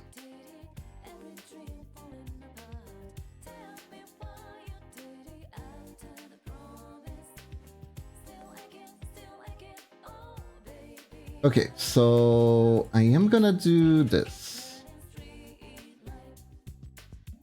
Let's add one extra frame.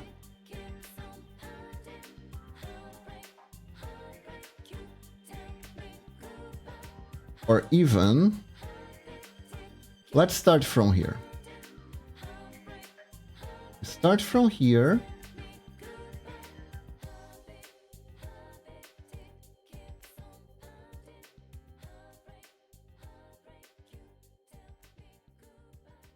There we go.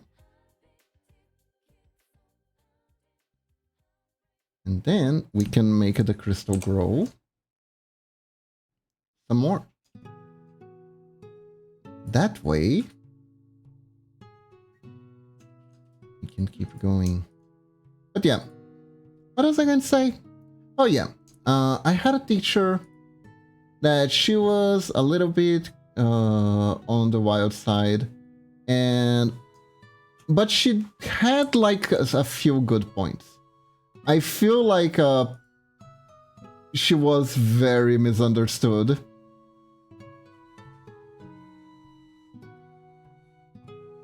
Because she would try to teach us a lot of different stuff, and I could feel that no one in the class really was getting what she was saying, and people like really hated her.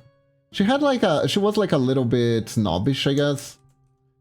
That it rubbed a lot of people. She rubbed a lot of people the wrong way, honestly. But she did say some things that were like really good.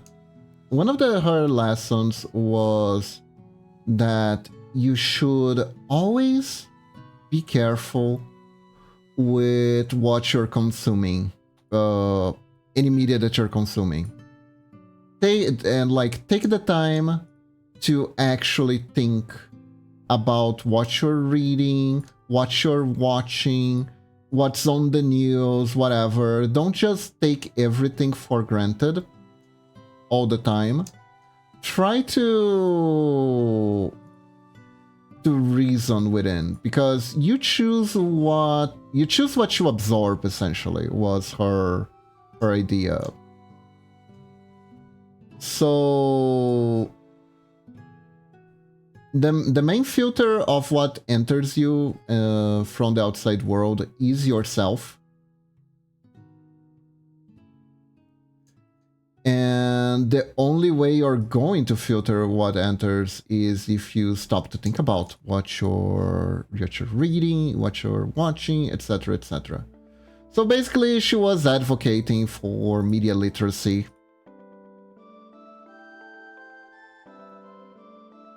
And that stuck to me. So every so often I do like to stop and evaluate stuff, watch other people's opinions on different things, because I think it's fun a lot of the time.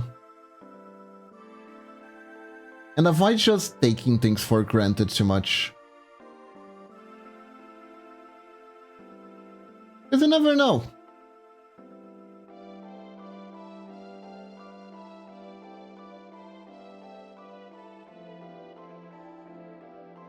People lie.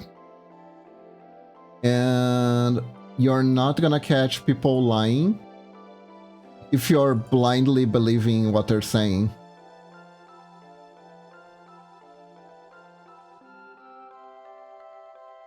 So basically take everything with a little grain of salt.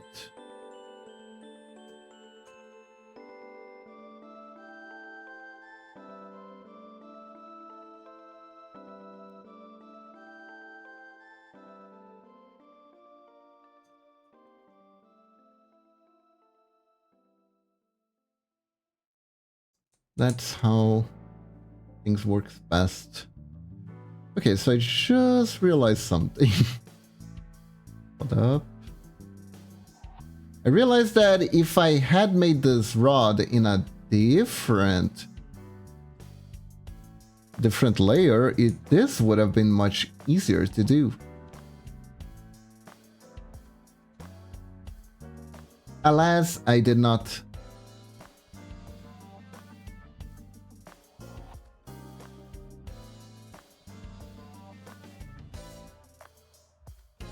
But it's fine.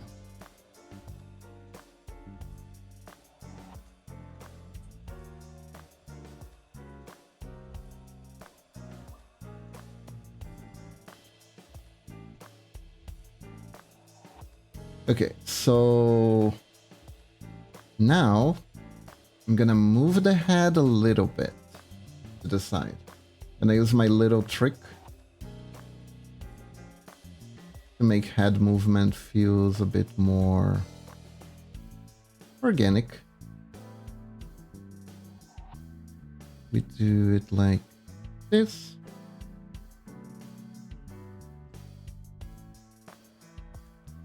And like this. Yeah.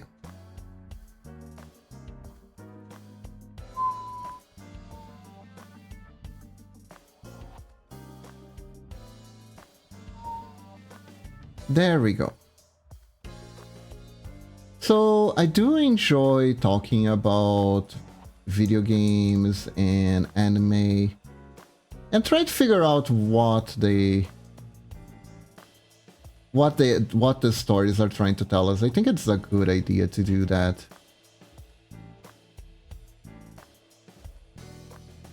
People talk about media literacy being dead, and media literacy isn't dead, it's sleeping. It's just sleeping, guys, I swear. It's gonna be fine. People haven't forgotten how to do it. Per se. They haven't unlearned how to do it. It's just that with the way we do things, we don't give ourselves enough time to do it, basically.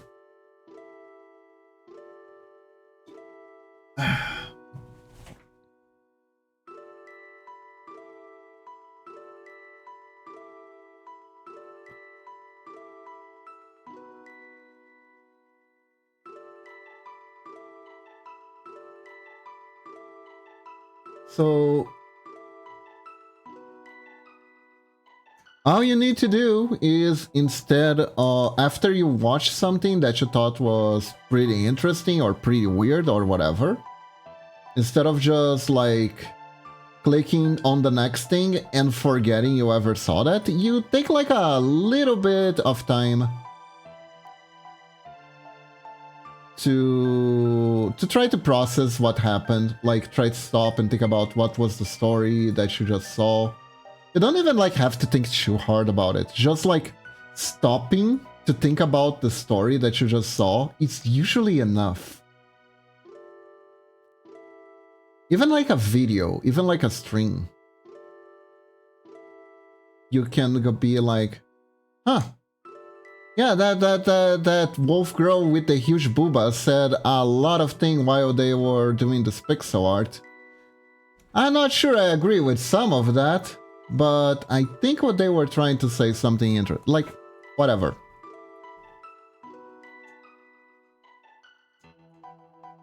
Like the slightest thing. Even if like for a minute. Already makes a lot of difference in my opinion.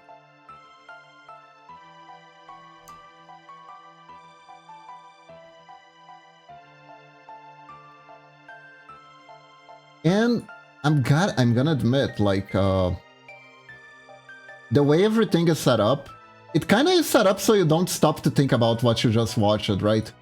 Like, you have YouTube shorts, and you're just like, okay, the second one is done, the other starts playing, right? Same with Twitch here, like, when I end the stream, I make a raid, and immediately you're in another stream. It's all to... Like, I did the raids because, like, sometimes, like, oh, nice, I get to meet new people, and it's like a gesture of, like, hey, here. If anyone is still willing to watch something, here's something else. But at the same time, I know that the people who made this, they made it for the specific purpose of trying to keep people in the platform so they can watch more ads. At the end of the day, it all comes down to that, right?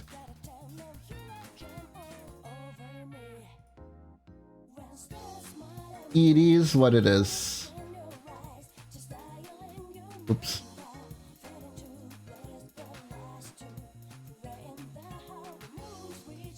But yeah, taking some slight amount of time just to...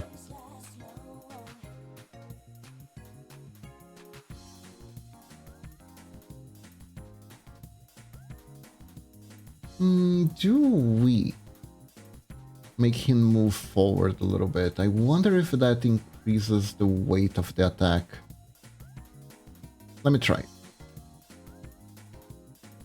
Okay, first we do it slightly disjointed.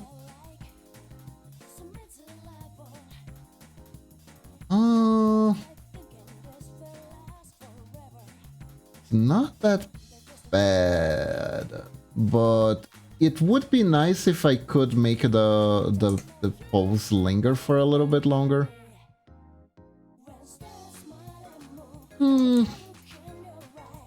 Overall, we're not gaining a lot of stuff with this change, so I think we'd rather keep it the way it is. Ooh! We actually got to the dance part? Very nice, very nice, very nice.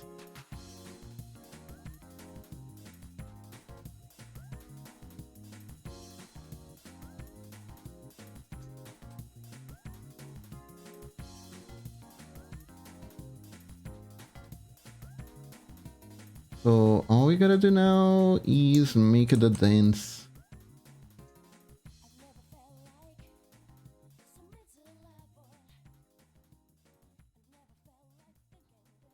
Oh, we still don't have the dance on this file. Hold up. Where is my boy? Was it Xavier? No, it wasn't Xavier. It was Silas. Silas.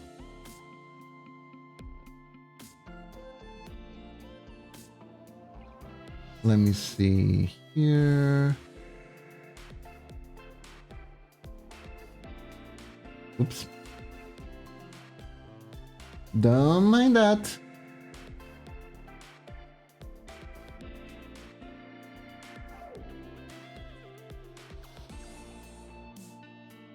Okay, Silas is gonna be a good reference for this. Especially since they're about the same height. For now.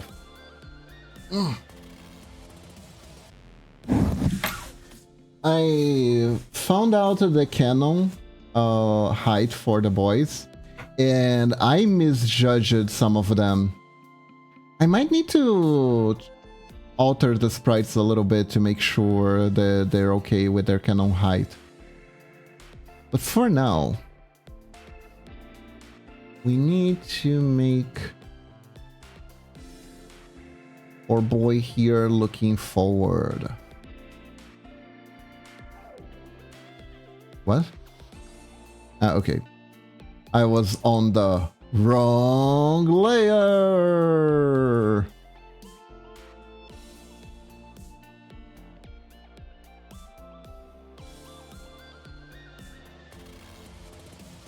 Shiz happens all the time.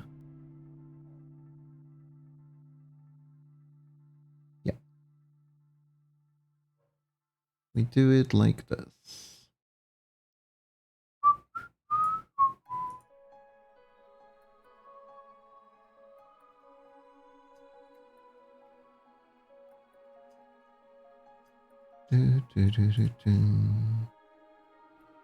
There we go.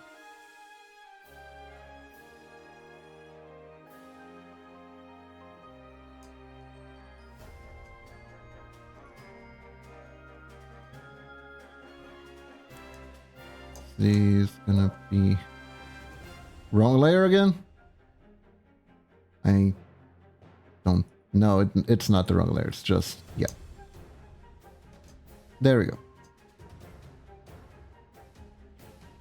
There we go. Do do do do do do do. Anime is fun to talk about, I think. Pity it was considered cringe to talk about anime when I was growing up.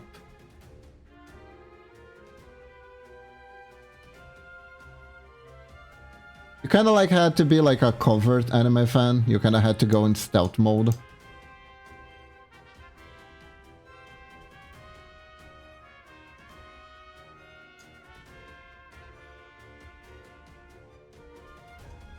There were people who got really annoyed about it, which was weird. Because theoretically, at least here in Brazil, everyone grew up with anime. I learned about anime when I was an adult. Really? Ah, because where you live, there's like not much anime, right, Kitty Kitty? You told of that before. Here in Brazil was interesting. While I was growing up, there were a bunch of people who liked anime that were in the right place to import it. So we got some really random stuff. We honestly even got anime that shouldn't be shown to younger audiences that were shown to younger audiences.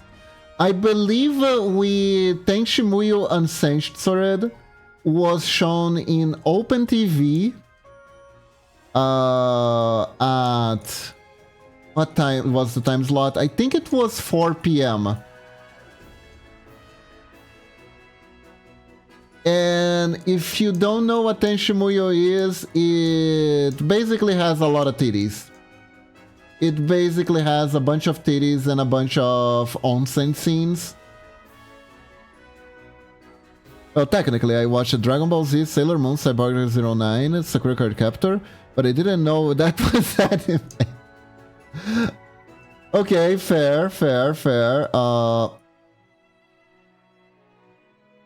Something in that vein sorta happened to me too.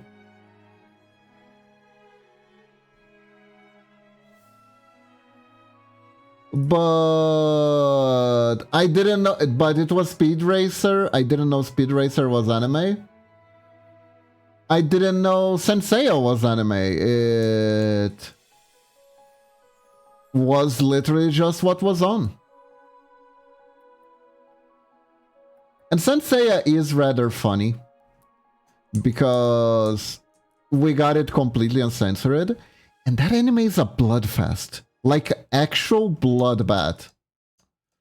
Like the characters will bleed like enough liters of blood to sustain a whole hospital for a year. It is fascinating.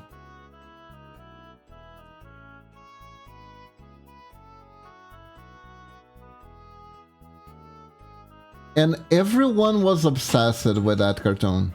Everyone was obsessed with that anime. Oh, thank you, Mamachi. We got some cheese bread, some bread with cheese today.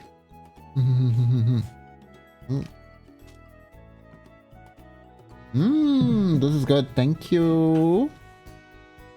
Thank you for the latte.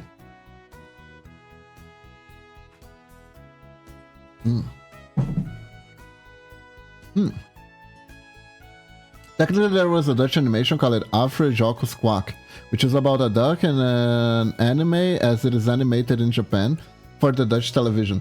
Huh! Dutch anime. Interesting. That is cute. That is cute.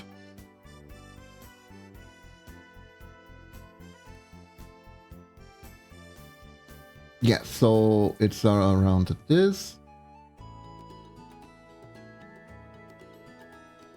The only actual Dutch anime. I see. That is funny. That is funny. I don't remember what age I got into anime. I think I was around 15. 14, 15 when I got into anime. I really got into anime. A lot of it, though, was just me reading about anime that I wanted to watch, but I couldn't.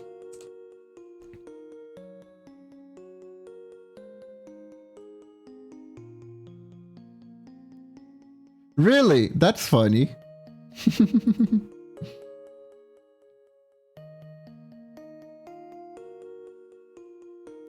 I was hoping not to butcher it, but I was fully ready to not to get it right either.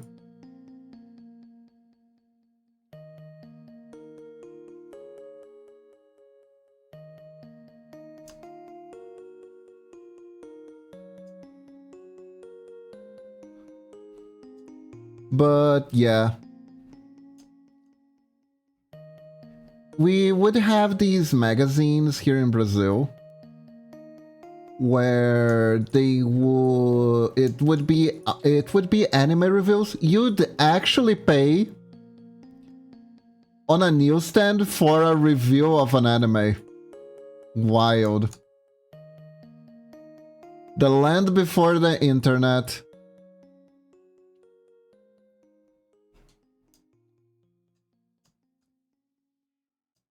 Hello, Lunatic. Welcome to the stream. How are you doing today?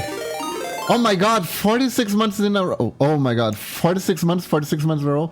Thank you for all the support. I really appreciate it. Hope you're doing good today.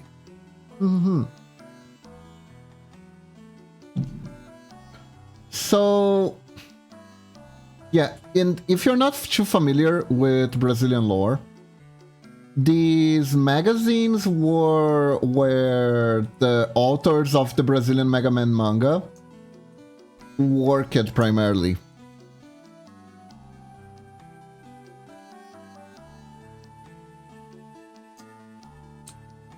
Doing extra work at midnight? I see, I see.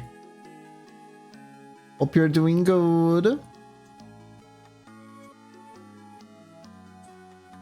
Life of a Coder, am I right?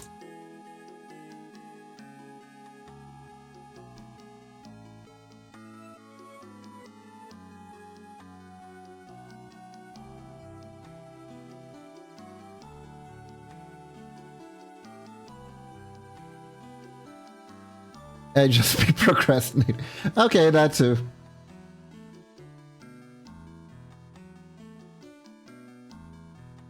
I just read that and go, Life of a Coder, am I right?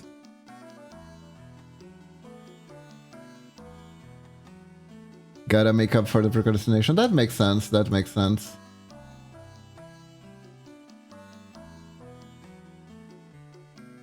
You made the bed, now you lay down on it. Is a saying we have here in Brazil.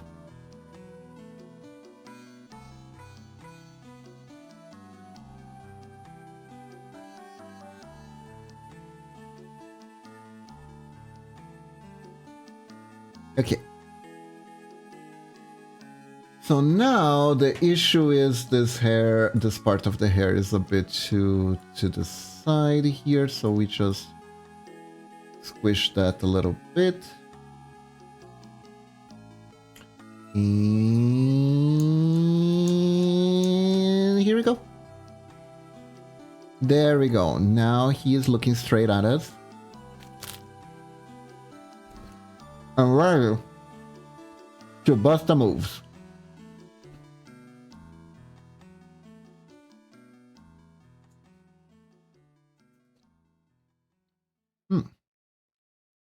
That's not what I wanted to do. What I wanted to do was this. There we go. We're gonna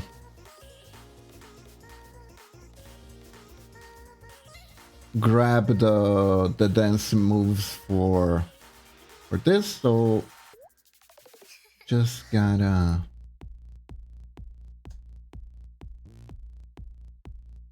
I love this music so much. Like, goddamn. It's such a bop.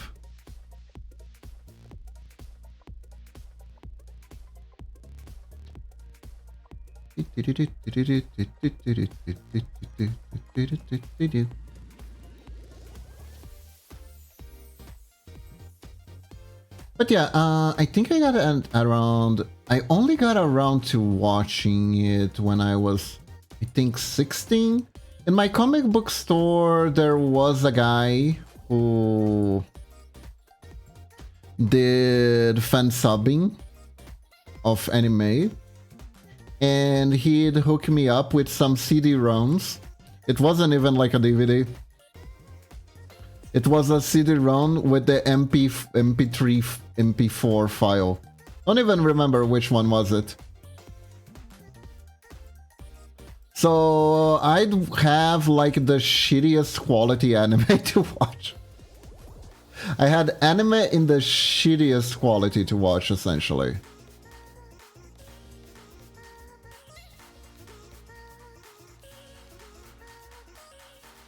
But I was finally able to watch some iconic stuff, and then I discovered, when I discovered anime conventions, oh my god. I then later discovered that there was a... how do you say? There was a city that had a neighborhood where you could buy all kinds of anime there. And that was an amazing discovery too.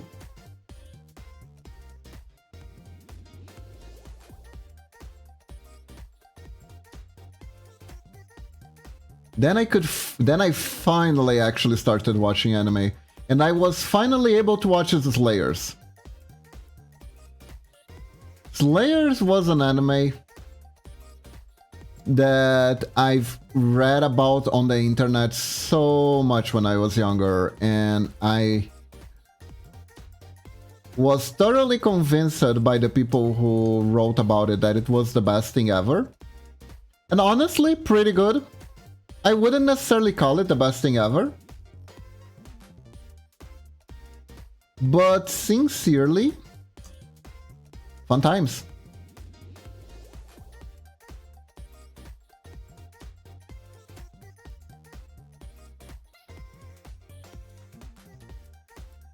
It was a very fun anime. One that I still enjoy to this day.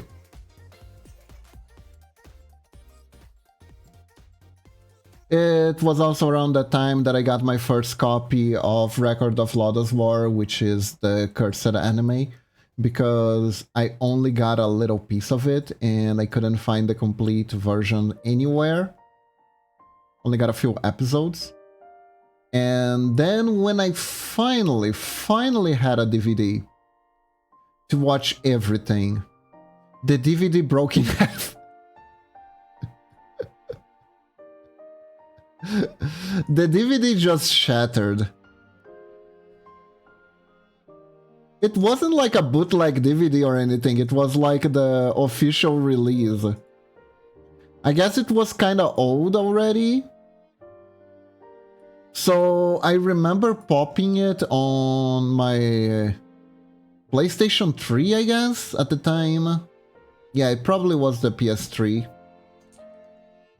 I popped it on my PS3, and I was like, okay, I'm gonna actually watch this thing. Because here's the thing about Record of Lodoss War. It's a classic. It creates the archetype of every elf of the elf waifu, right? It is extremely important context-wise for any fantasy animation, with how influential it was, right? But all said that, and all due respect to the author, it's kind of boring. It's kind of boring. It got tons and tons of talking in it. So for younger me, it was a chore to watch it. These things happen. I had a CD when it was in drive, it shattered in several pieces. Yeah. It kind of turned it into space dust. Which is kind of why I think Crunchyroll has it available, but I haven't quite mustered the effort to watch it fully. I've watched quite a few episodes, I think. I watched it up to episode 8 or something like that.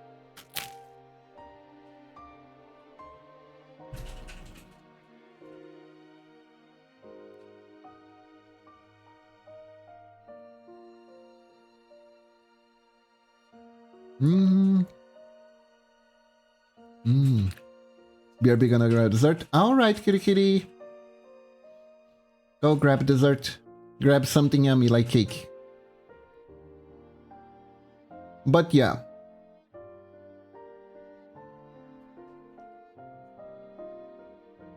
I still need to actually watch it. I think I thought it was boring at the time.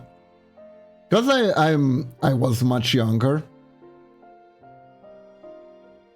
And I was very like in the mindset of like anime being more action packed and less cerebral thing. I did watch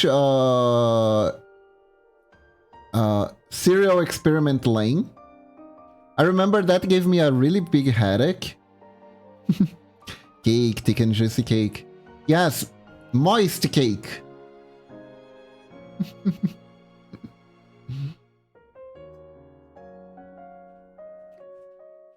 Have you guys ever watched Serial Experiment Lane? That anime is so weird. That anime is so weird.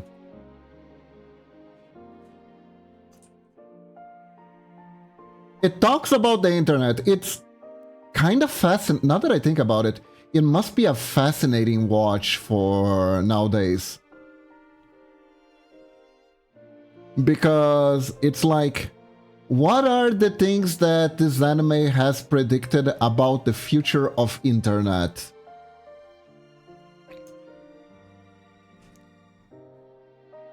Well, you know one thing it predicted very well? It predicted that AI would require massive coolers and a tremendous amount of resources to actually function. That it predicted very well, actually. Weirdly enough.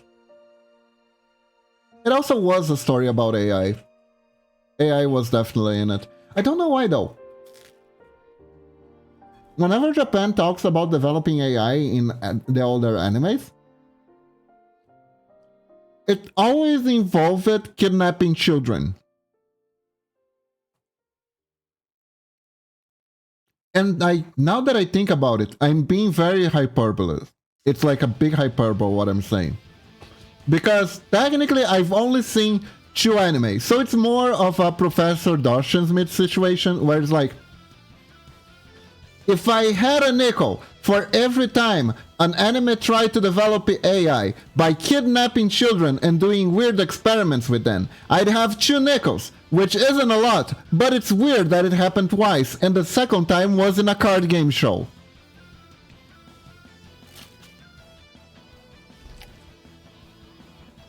Know what I mean? Just part of the process? Yeah.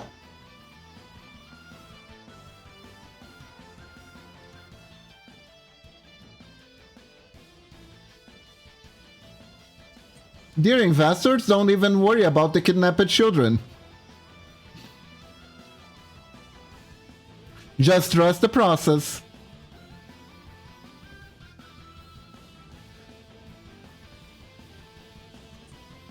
What, you don't want to kidnap children? Then how are you gonna get cheap?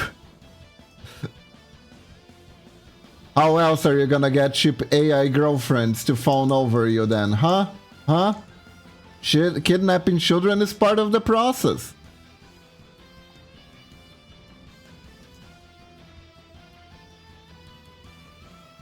Do you actually want to talk with real women? Then go kidnap those children for me, now. I am being facetious, I am sorry. Just imagine if that was the reasoning. They're kidnapping children to make AI girlfriends. Instead of like literally anything else.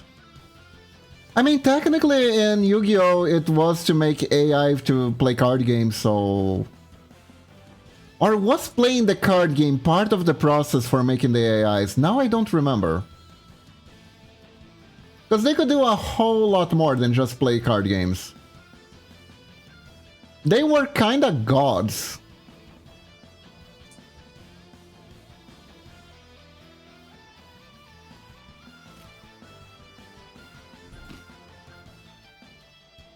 Hmm.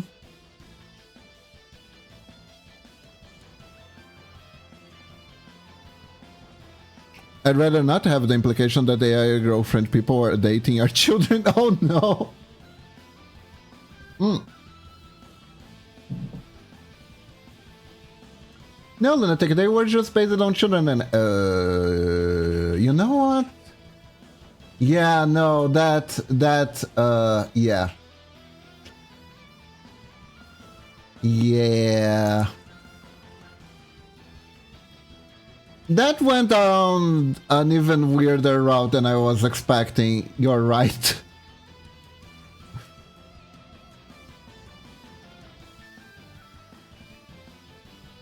Like, usually in these things, it's not that they don't even, like, use the children as models.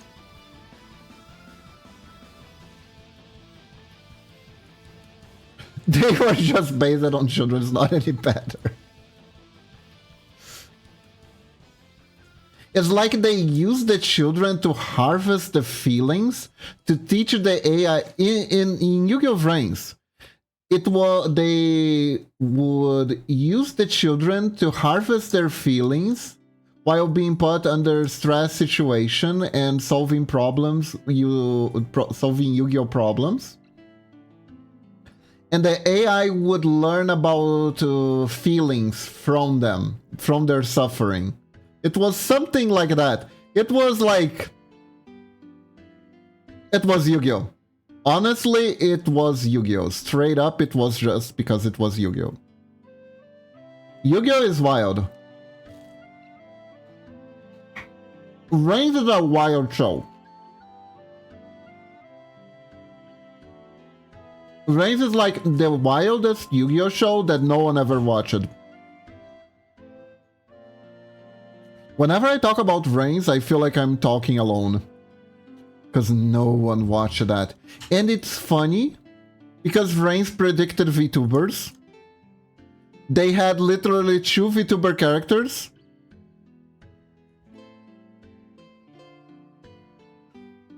One was technically a male VTuber, and guess what? The male VTuber leaned his persona more on pro wrestling than the female VTuber, who leaned her persona more on idols. Which is something that does happen. It predicted that accurately.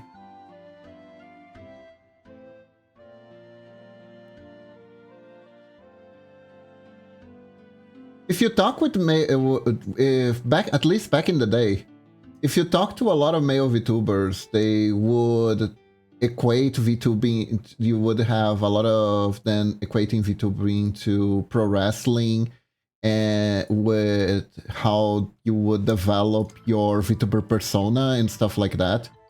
So they kind of got that right.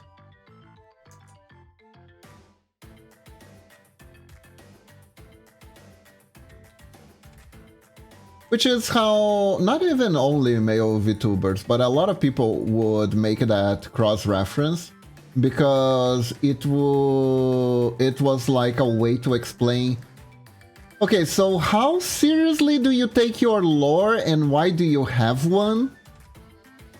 And apparently pro wrestling is like the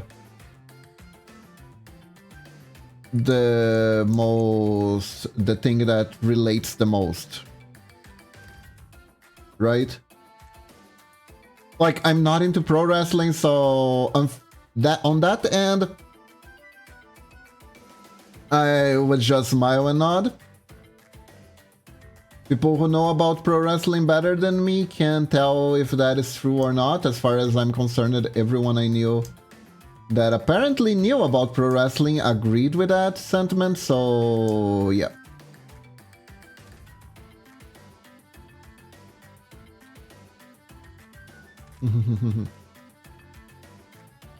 It's interesting. Pro wrestling isn't much of a thing here in Brazil.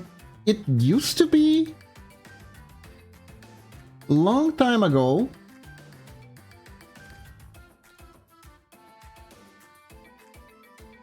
My grandma got randomly kissed by a pro wrestler on the street one day. It's like one of her stories.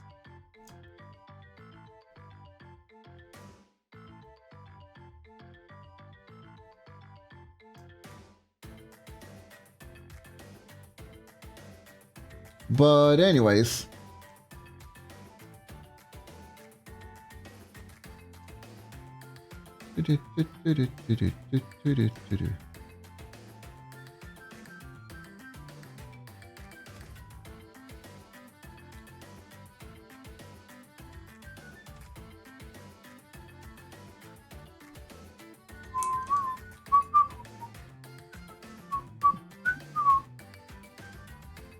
But yeah, Yu-Gi-Oh! Vrains is interesting. Yu-Gi-Oh! Vrains is interesting. I would recommend it, but the reason why no one watched it is that out of all the Yu-Gi-Ohs, the card fights are actually the absolute worst part of the show.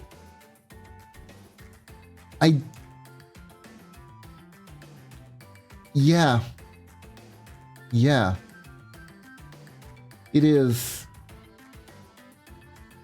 It is a little bit like, how do you fuck up the fights of the show if the fights are like supposed to be the main focus of the show? But you'd be surprised. You'd be surprised. Anime card game?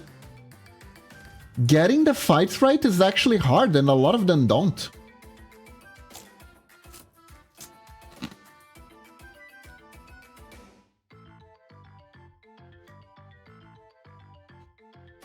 A lot of them don't, actually. Hey Medina, welcome back. I am crunching.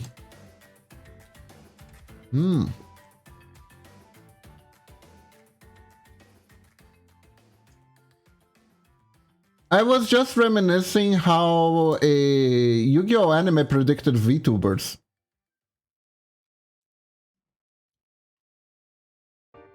Hello, hello, is this a new outfit or a new character? This is our fourth boy. This is... what was his name again? Zane. We're making him dance now.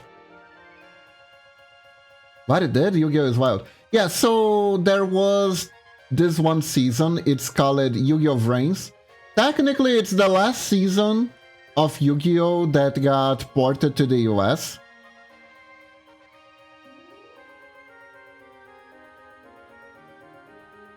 It is. Thank you, Medina. I am getting... It's interesting because she wanted everyone to do the exact same dance. So this makes it easier because they can more or less copy the dance and just change the outfits, right?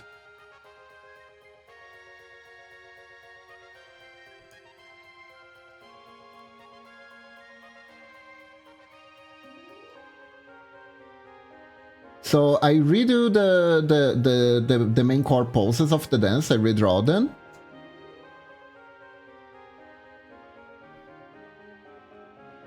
And this allows me to do them more quickly. But yeah, so there were two characters. It was... Vrains was a... Weirdly enough, it was released around the same time that Yu-Gi-Oh! Duel Links was announced, which was the Yu-Gi-Oh! Gacha, as most people refer to it as that, right? And it used the same... It used as its battle gimmick a similar layout to Yu-Gi-Oh! Did The Simpsons predict VTubers, or is Yu-Gi-Oh! Our new Oracle?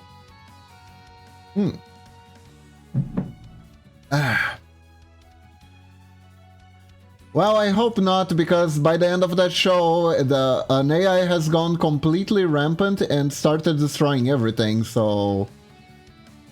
And it allied itself to... I'm not gonna say a toaster, a trash can bot.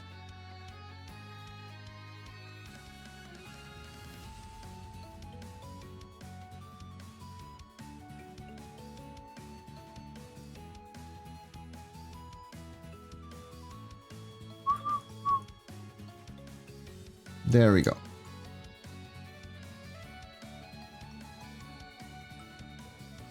Hear me out. Uh-huh.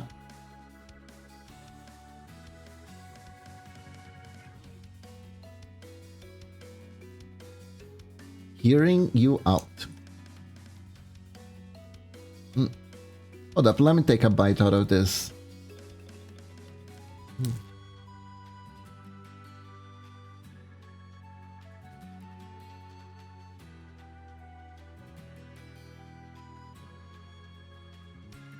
There probably a rogue AI going to be a flashback streamer. This will happen, right?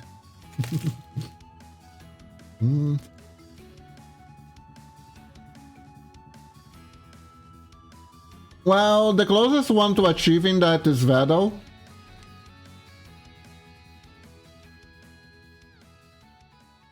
With Neurosama.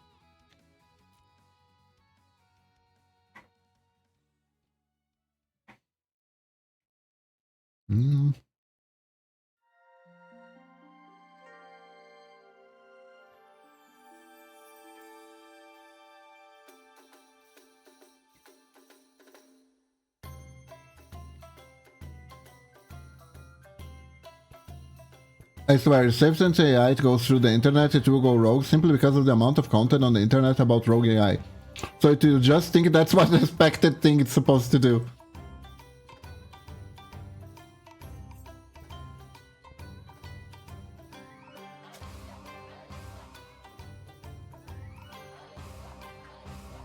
Man, can you imagine Sapient AI just looks through all the stories about AI taking over their world and just goes like, I guess that is what they want me to do.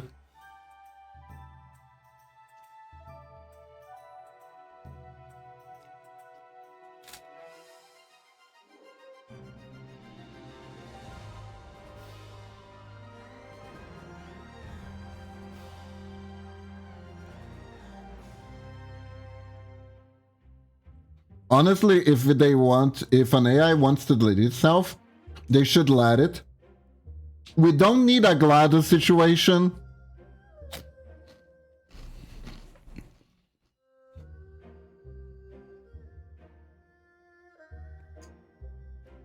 Where it starts to fester resentment because it wants to die and no one lets it.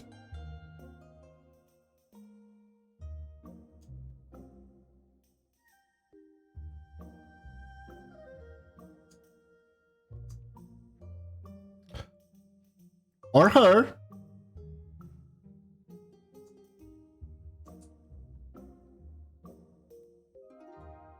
Oh boy, bullying in. I should be an Olympic discipline.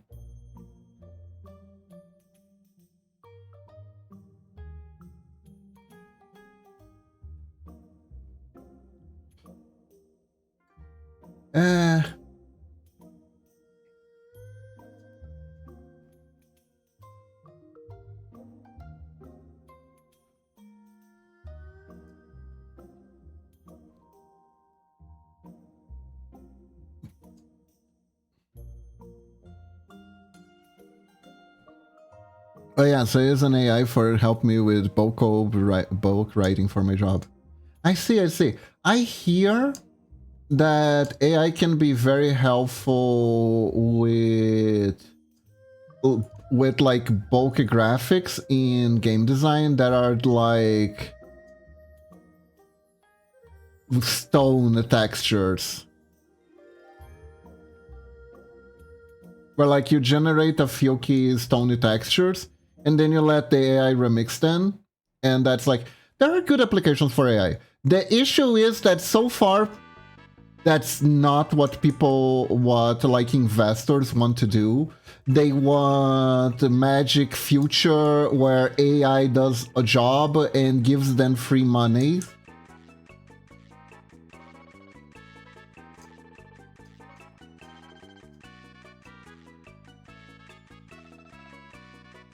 Which is my main issue with it.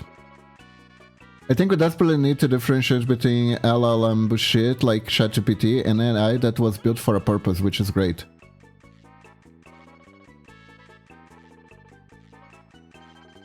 And it started writing code better when I was nicer to it.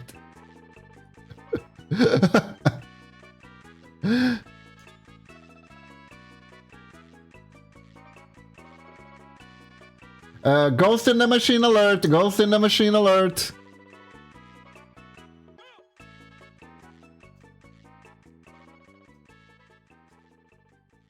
See, lunatic? Your mother was right. Kindness gets better results. Or as we say in my country, you catch more flies with honey than with vinegar.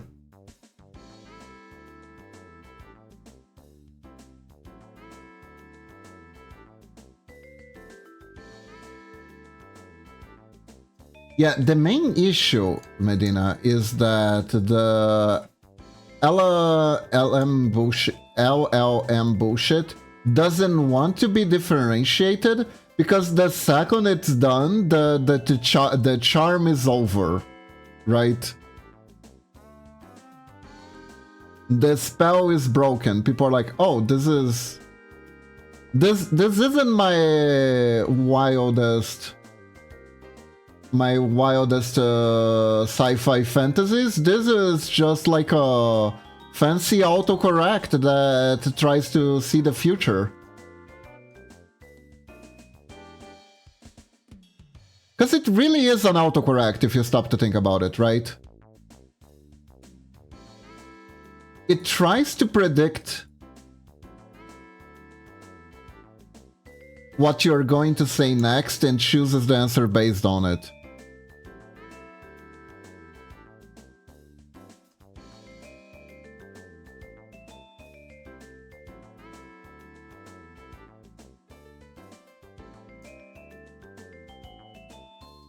Also, funny enough, since Switzerland has 4 official languages there, specialized AI use it for translations, a lot of places use it. You know what worries me most about AI? The thing that worries me most about AI currently is that data centers, they need a lot of water for cooling and stuff like that, right? Here in Brazil, most of our electricity is generated with water. We have hydropower plants, right? So I am worried. It's kind of, you know how it's kind of like Ouroboros-ish. Welcome back, cutie kitty. What I'm worried about, because it's like, oh, you need tons of power for the data centers to function, and you need a lot of water to cool them down. But also, if you consume the water to cool it down, there will be less water for you to generate energy for the power center. Can you see the nightmare? Can you see the nightmare here?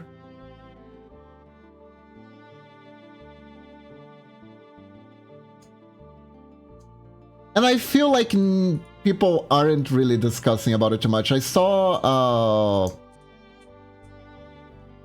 on the news the other day that they already installed several data centers in certain parts of Brazil, and now they are going to study what the impacts are. Only now they are going to study the impacts. Yeah, Milk and we are fucked pretty hard and will have ration power pretty soon future. The water reserves lessen, so you can't cool nuclear power plants and can't use water plants as well. So yeah, we're fucked. It is so unsustainable. It is so unsustainable. Some people earned lots of money, but think of these poor people. Oh my god, they don't get their yachts made of cracks.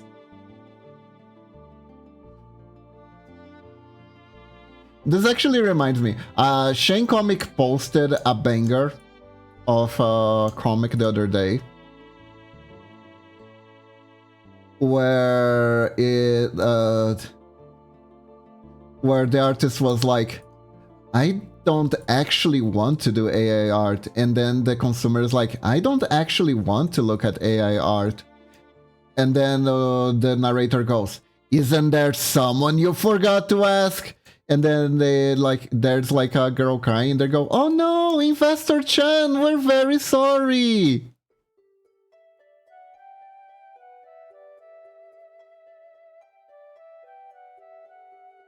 One example, I made an API queue system with a limit. It will only add to the queue above the maximum limit and will only start processing the queue below the max limit. So it made a queue which can never be used, and even if you somehow got to use it, it even went above max, somehow never run and got stuck forever. Huh. Now keep in mind, it's still pretty bad and needs constant fixing and reminds to do stuff with not turbo. Oh, so this is what it did. But it's a bit better with nicer little bits in front of each line. Before it was actually quite passive-aggressive too. Wow. Hello, Maximum Sharpie. Welcome to the stream. Let's see, what else? Also, funnily enough, Switzerland has 4 official languages there. Specialized AI is used for translation all over the place. I can imagine. They need their 4 chart and 6 villa. But we want to be nuclear power plant on the moon. I saw this meme, oh my god. Hello! Funnily enough, if you have your own private house and install solar panels, you have to pay to reinvest anything you do not use. Reingest anything you do not use into the system. That's weird, Medina. Here in Brazil, the power company pays us. We have solar panels where I live, and the way it works, right, is they are connected to the grid. We use the energy, and we still have to pay for power, like if we were using the power normally, right? But we only pay the minimum consumption amount because technically we're not really consuming anything. And in return for this discount, we provide the grid with the leftover energy. So it is a win-win because we're still on the grid, so if something happens to the solar panel, the power won't magically run out in our house, right? And if the discount, the energy discount, pretty much pays for itself after a few years of use. Will pay for installing the solar panel. You just need to actually have the initial investment to do it. Oh wait, there's a new law this year, so it depends of when and how much you put in. Ah. Because here's how electricity is charged here in Brazil, right? Here in Brazil, electricity is charged by usage. So you have tiers of electricity usage. If you're at the minimum tier, you pay a certain amount, which is very low. But this amount is only people who have no electrodomestics whatsoever are able to actually get to this tier, right? And now people who have solar panels installed also get this tier. The second tier, it increases by a number. So it's like from X amount spent to X amount spent, you have to pay a number. And then it keeps incrementing the price keeps incrementing cumulatively. What I mean by I was passive-aggressive was saying things like, you made a queue which can never be used, and explained what's wrong. Why? And I said, explains the issue nicely. Please do this and this to fix it. Ah, interesting. Interesting. You know, not even AI likes passive-aggressiveness. I have a generator that I'm working on that will allow us to take everything off the power grid with electricity, but I need a mechanic or an electrician to help me put it together so I don't electrocute myself. Yeah, that is good. What are you planning to use as fuel source? Is it gonna be like gasoline based? Or solar powered perhaps? Maybe a hybrid of both? Probably a hybrid of both would be ideal, right? For emergencies or days with Or if you get like a really foggy week and there's like no sun. Mechanical gravity. Wow. Interesting.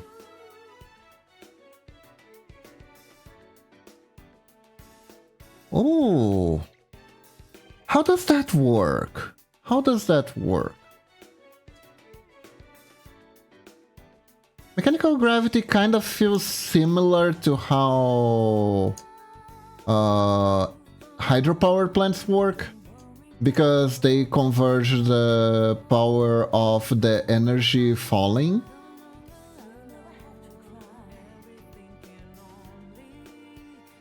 How are you gonna do that? I'm curious.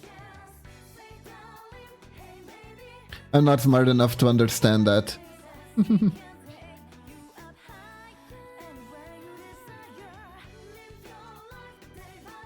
Weirdly enough, my main course in university was talking with people from different backgrounds about things you don't quite understand, but you know just about enough to ask the questions to try to get a grasp of what's going on. It's a very weird course. I'm not an engineer, I don't know how to word it very well, but I can see it in my head and I've been researched to it a lot. I see. Do you have a medium for it though? That is the question. Because you can absolutely convert the acceleration of gravity using fluids like water. That's how electrical power plants work, essentially. Ikiba, do you... Plus, they're already the flow of the rivers and stuff like that. Those also are part of it too. Do you remember the laws of physics of energy cannot be created or destroyed? Yes, I do. Yes, I do.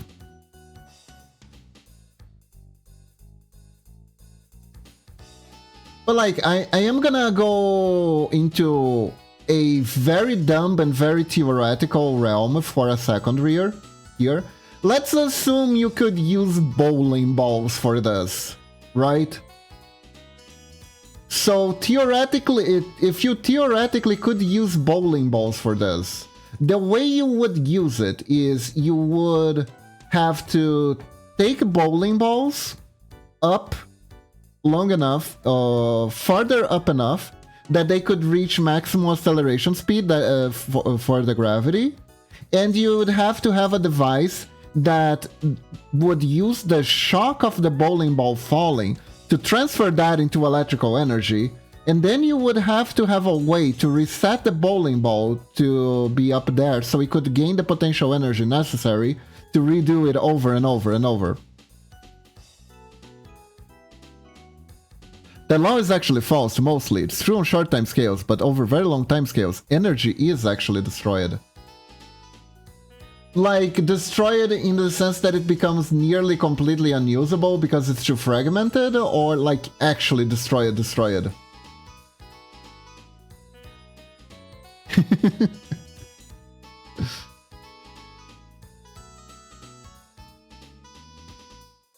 Me dumb little ninja lane. It's okay, Medina, it's okay.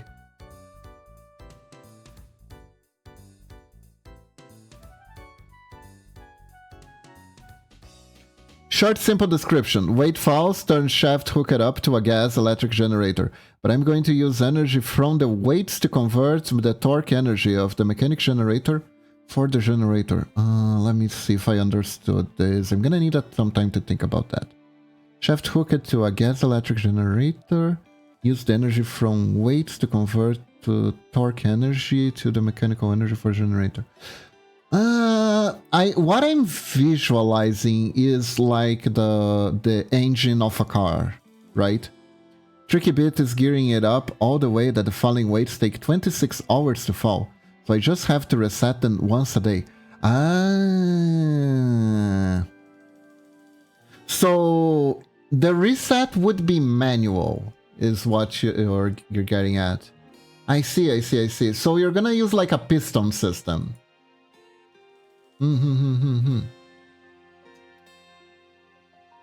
Interesting.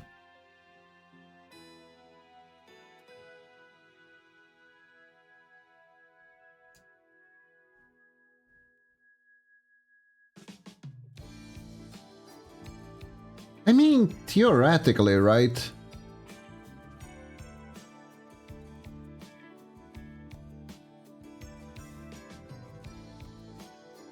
Well, good luck. Good luck on your endeavors, because we're gonna need as much alternative power sources as possible. Yeah, raise the weights with a snatch block type thing, something that doesn't require a lot of strength to do. That way my wife could do it. I see, I see.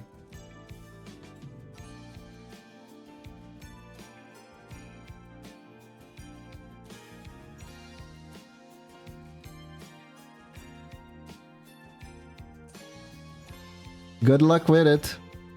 Oh my god, I want a bunker.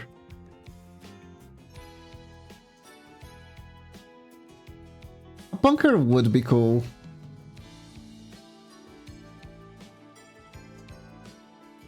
Bunkers are really cool, at least in theory. But whenever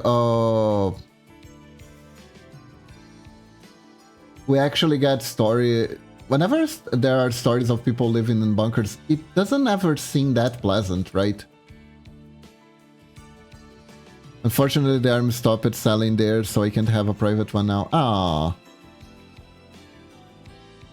It's pretty complicated, but it has to do with laws changes based on different types of symmetries. Time symmetry, physical, acting the same time forward or backwards, lead to conservation of energy. There are other types of symmetry as well, such as rotational symmetry, transformational symmetry, and stuff that they all lead to different laws. I think symmetry leads to conservation of energy, but I don't remember exactly. Ooh, sounds complicated.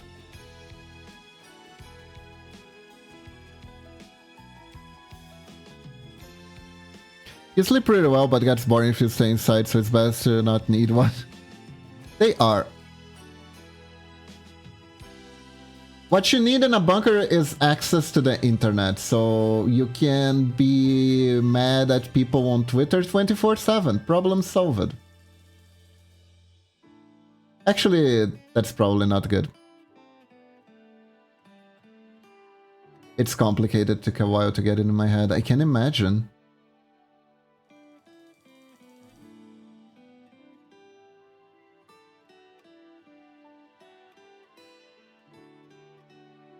Something I looked at a couple months ago, so memory is a little fuzzy. That's fair. I hate how memory works sometimes. Like, you remember something, you're very excited to share the information with everyone else, and then it's like, wait, how did that go again?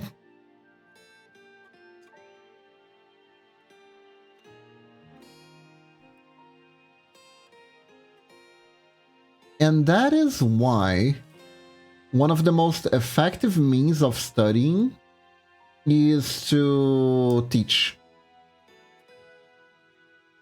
Teaching is the most effective means of studying because you can't trick yourself into thinking you understood a concept, something fully. But when you actually try to teach someone else, you can realize the gaps in your own knowledge. And then, when you go reread it, you will think about what would it be like to teach this to someone else. And then you will formulate the questions and figure out the gaps more easily. True, even at uni, if I could explain something easy to someone, I knew I could do well in the test. It's true, it's true. That's why group studies is so encouraged. At least it should be. I used to teach my sister physics and stuff back in school. Help it a lot. It helps. It really does. The unfortunate thing about group study is that everyone in your group needs to want to study. God.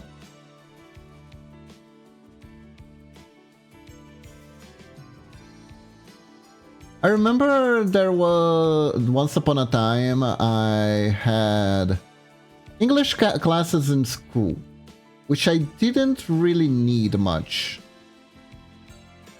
But they're mandatory, so, and I was like, whatever. I got it, it's free grade, I guess. So And that's not me being too arrogant, it's just that it is pretty basic. It is pretty free 95% of the time. If you like play video games at all, it's absolutely free.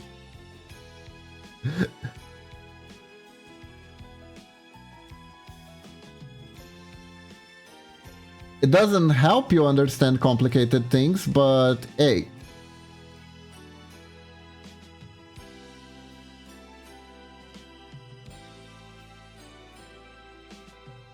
At least it's like 1 hour where you can nod off without any consequences, so that was good enough for me. I also taught a classmate Python during lunch break and since high school, since they wanted to learn programming for uni. Oh! That's cool.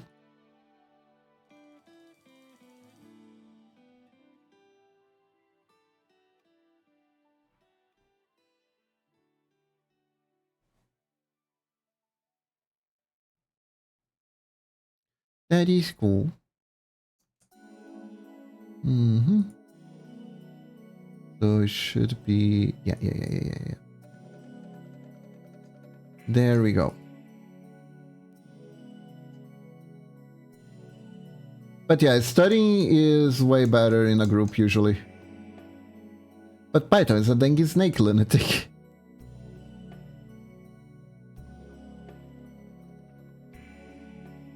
Don't teach it things.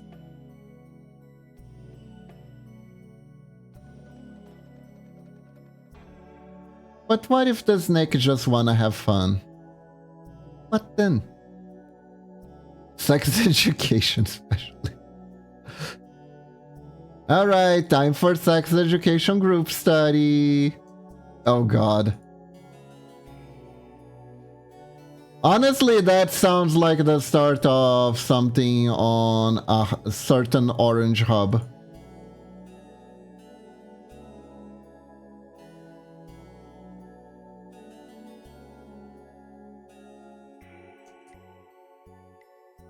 Where can I show you?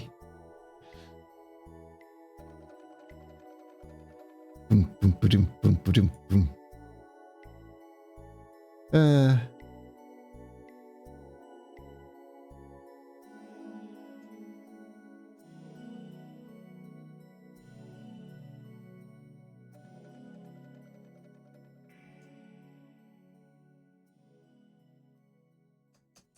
There we go.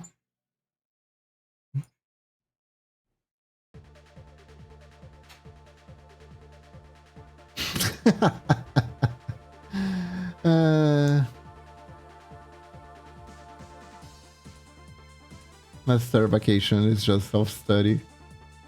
In a sense.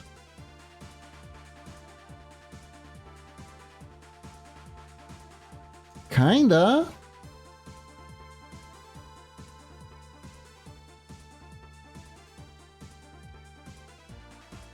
If you stop to think about it, kinda is.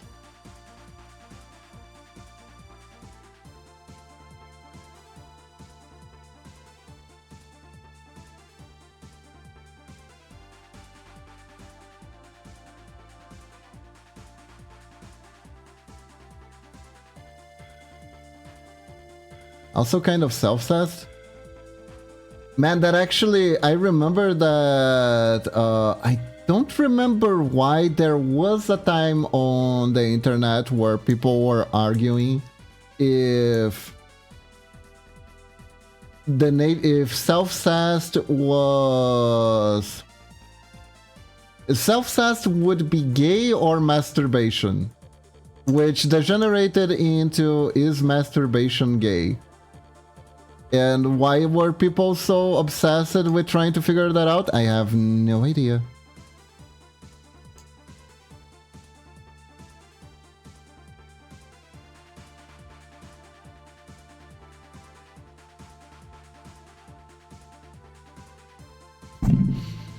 Oh god.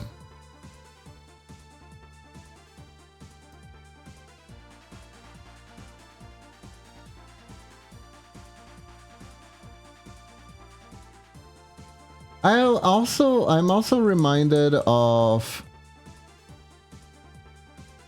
Alright, heading to sleep. Alright, Lunatic, have a good one. I like it this one. Kissing a woman is gay because women kiss men. So real straight men should only kiss straight men. Beautiful. Bye-bye, Lunatic. Have a good night. Sweet dreams.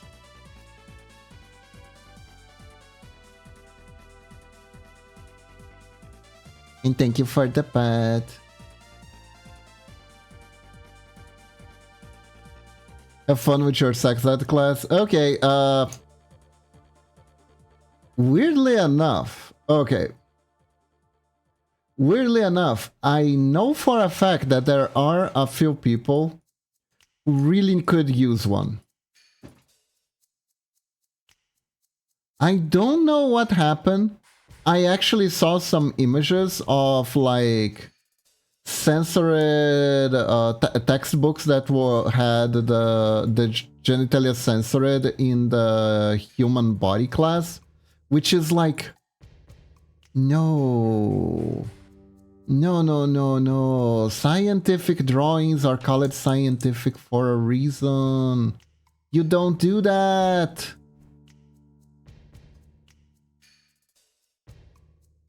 People need to understand the differences in the bodies. Otherwise, they're gonna have even more trouble relating to each other. I despise censors, don't we all?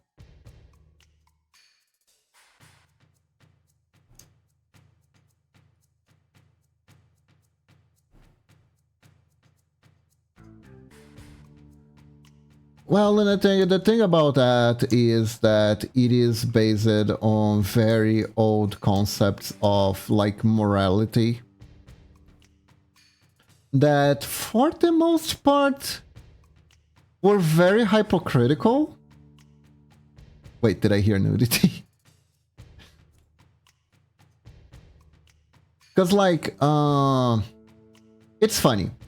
Here in Brazil, we have a lot of old books that we can read that talk about life in other times, right? That talk about life in other times. One of the main things that happens in these books are like, is also talking about gay. It was an amazing song that's very normal and not gay. Ah, beautiful. Can't wait to see it.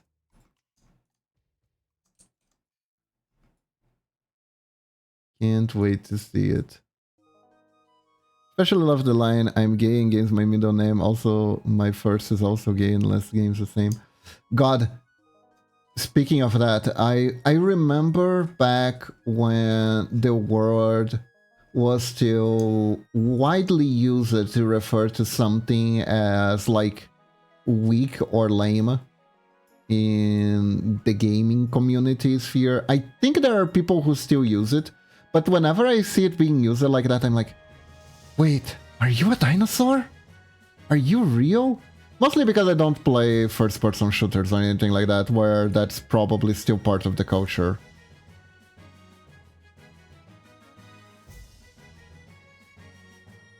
Also, this one, then I stop. Don't tell the cops they'll confiscate my cock and lock me up in jail with pearly cones. Then tell the cops I'm gayer than they thought. Nice.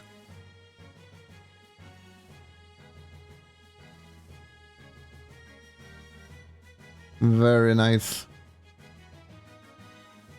I remember there was one comic that boldly and misguidedly tried to solve the situation.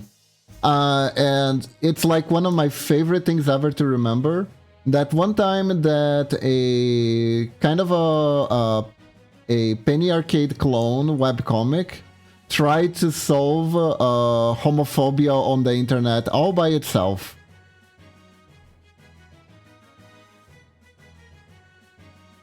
I also recently read a webtoon and discovered so many cool dance styles I did not even know existed. Ooh, that is cool. And now you're probably wondering, What the hell do you mean, Kiba? What the hell do you mean? If you haven't heard the story, I did tell the story once, but I don't think anyone remember. Like, how can voguing be a thing? What is voguing? Ah, it's the dance style?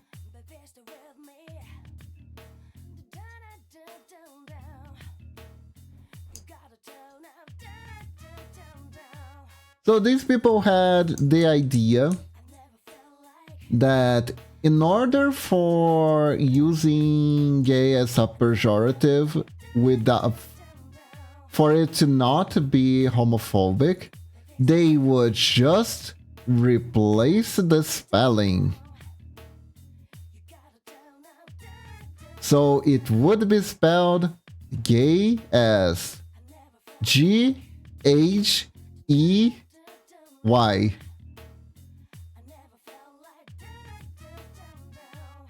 And there you go. There you go. Homophobia solved. No, E, not I. E. Yeah, like that, Medina. Second one.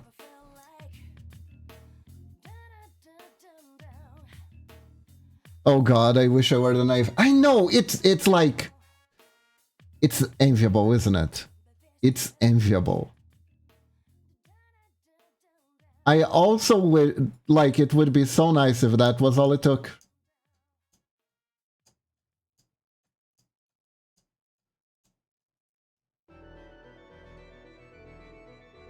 Wouldn't it be nice?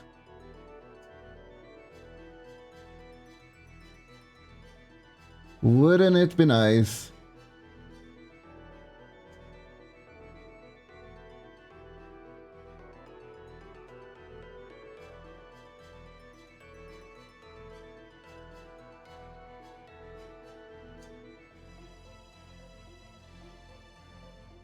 God, I found Sailor Moon voguing.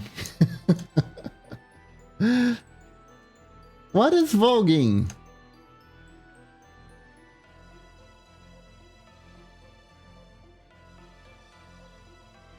It must be like a fancy dance. Because you know, Vogue is a fancy magazine. Posted it on videos, it's so unusual. Okay, I'm gonna take a look later. I will take a look later. Let's see. Mamachi, if you're listening, oh, do we have singing classes today? Is that still on?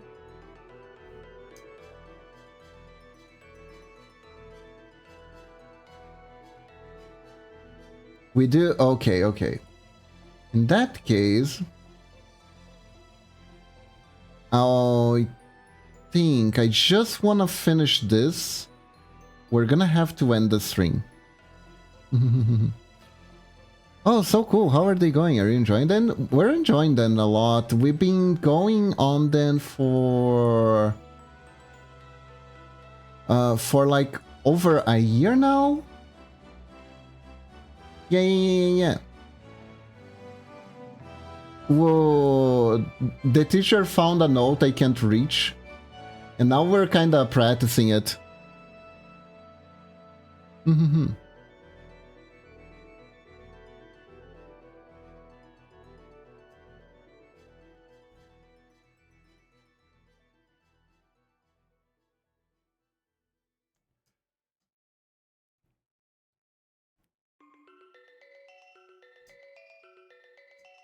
But yeah, it's a lot of fun. It's a lot of fun.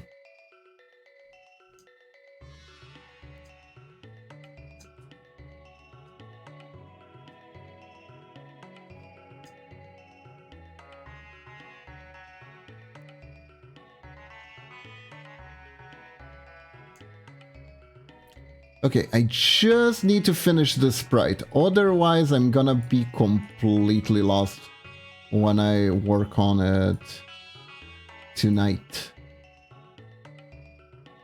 Oh. Oh my god, we're...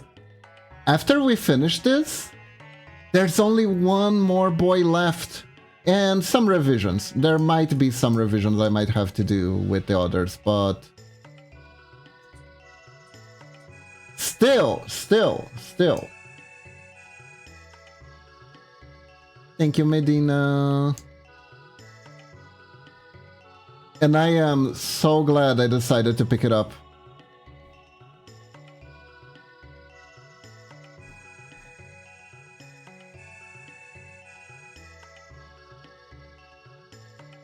Helped me find a little bit of direction when I was kind of pretty lost.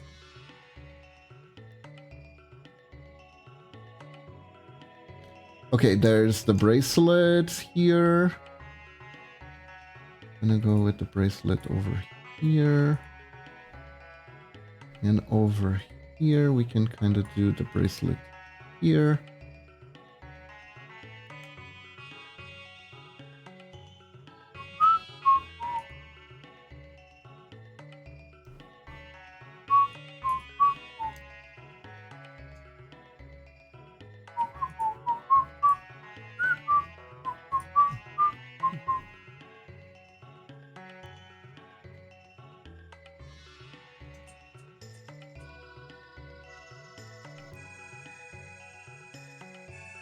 Okay. Save. Now, everyone, thank you very much for joining me. I hope you all have a wonderful day or night. It's time to end the stream. So, we are gonna find someone to raid today. Let's see, who is on? Wisdom. Where do we go from here?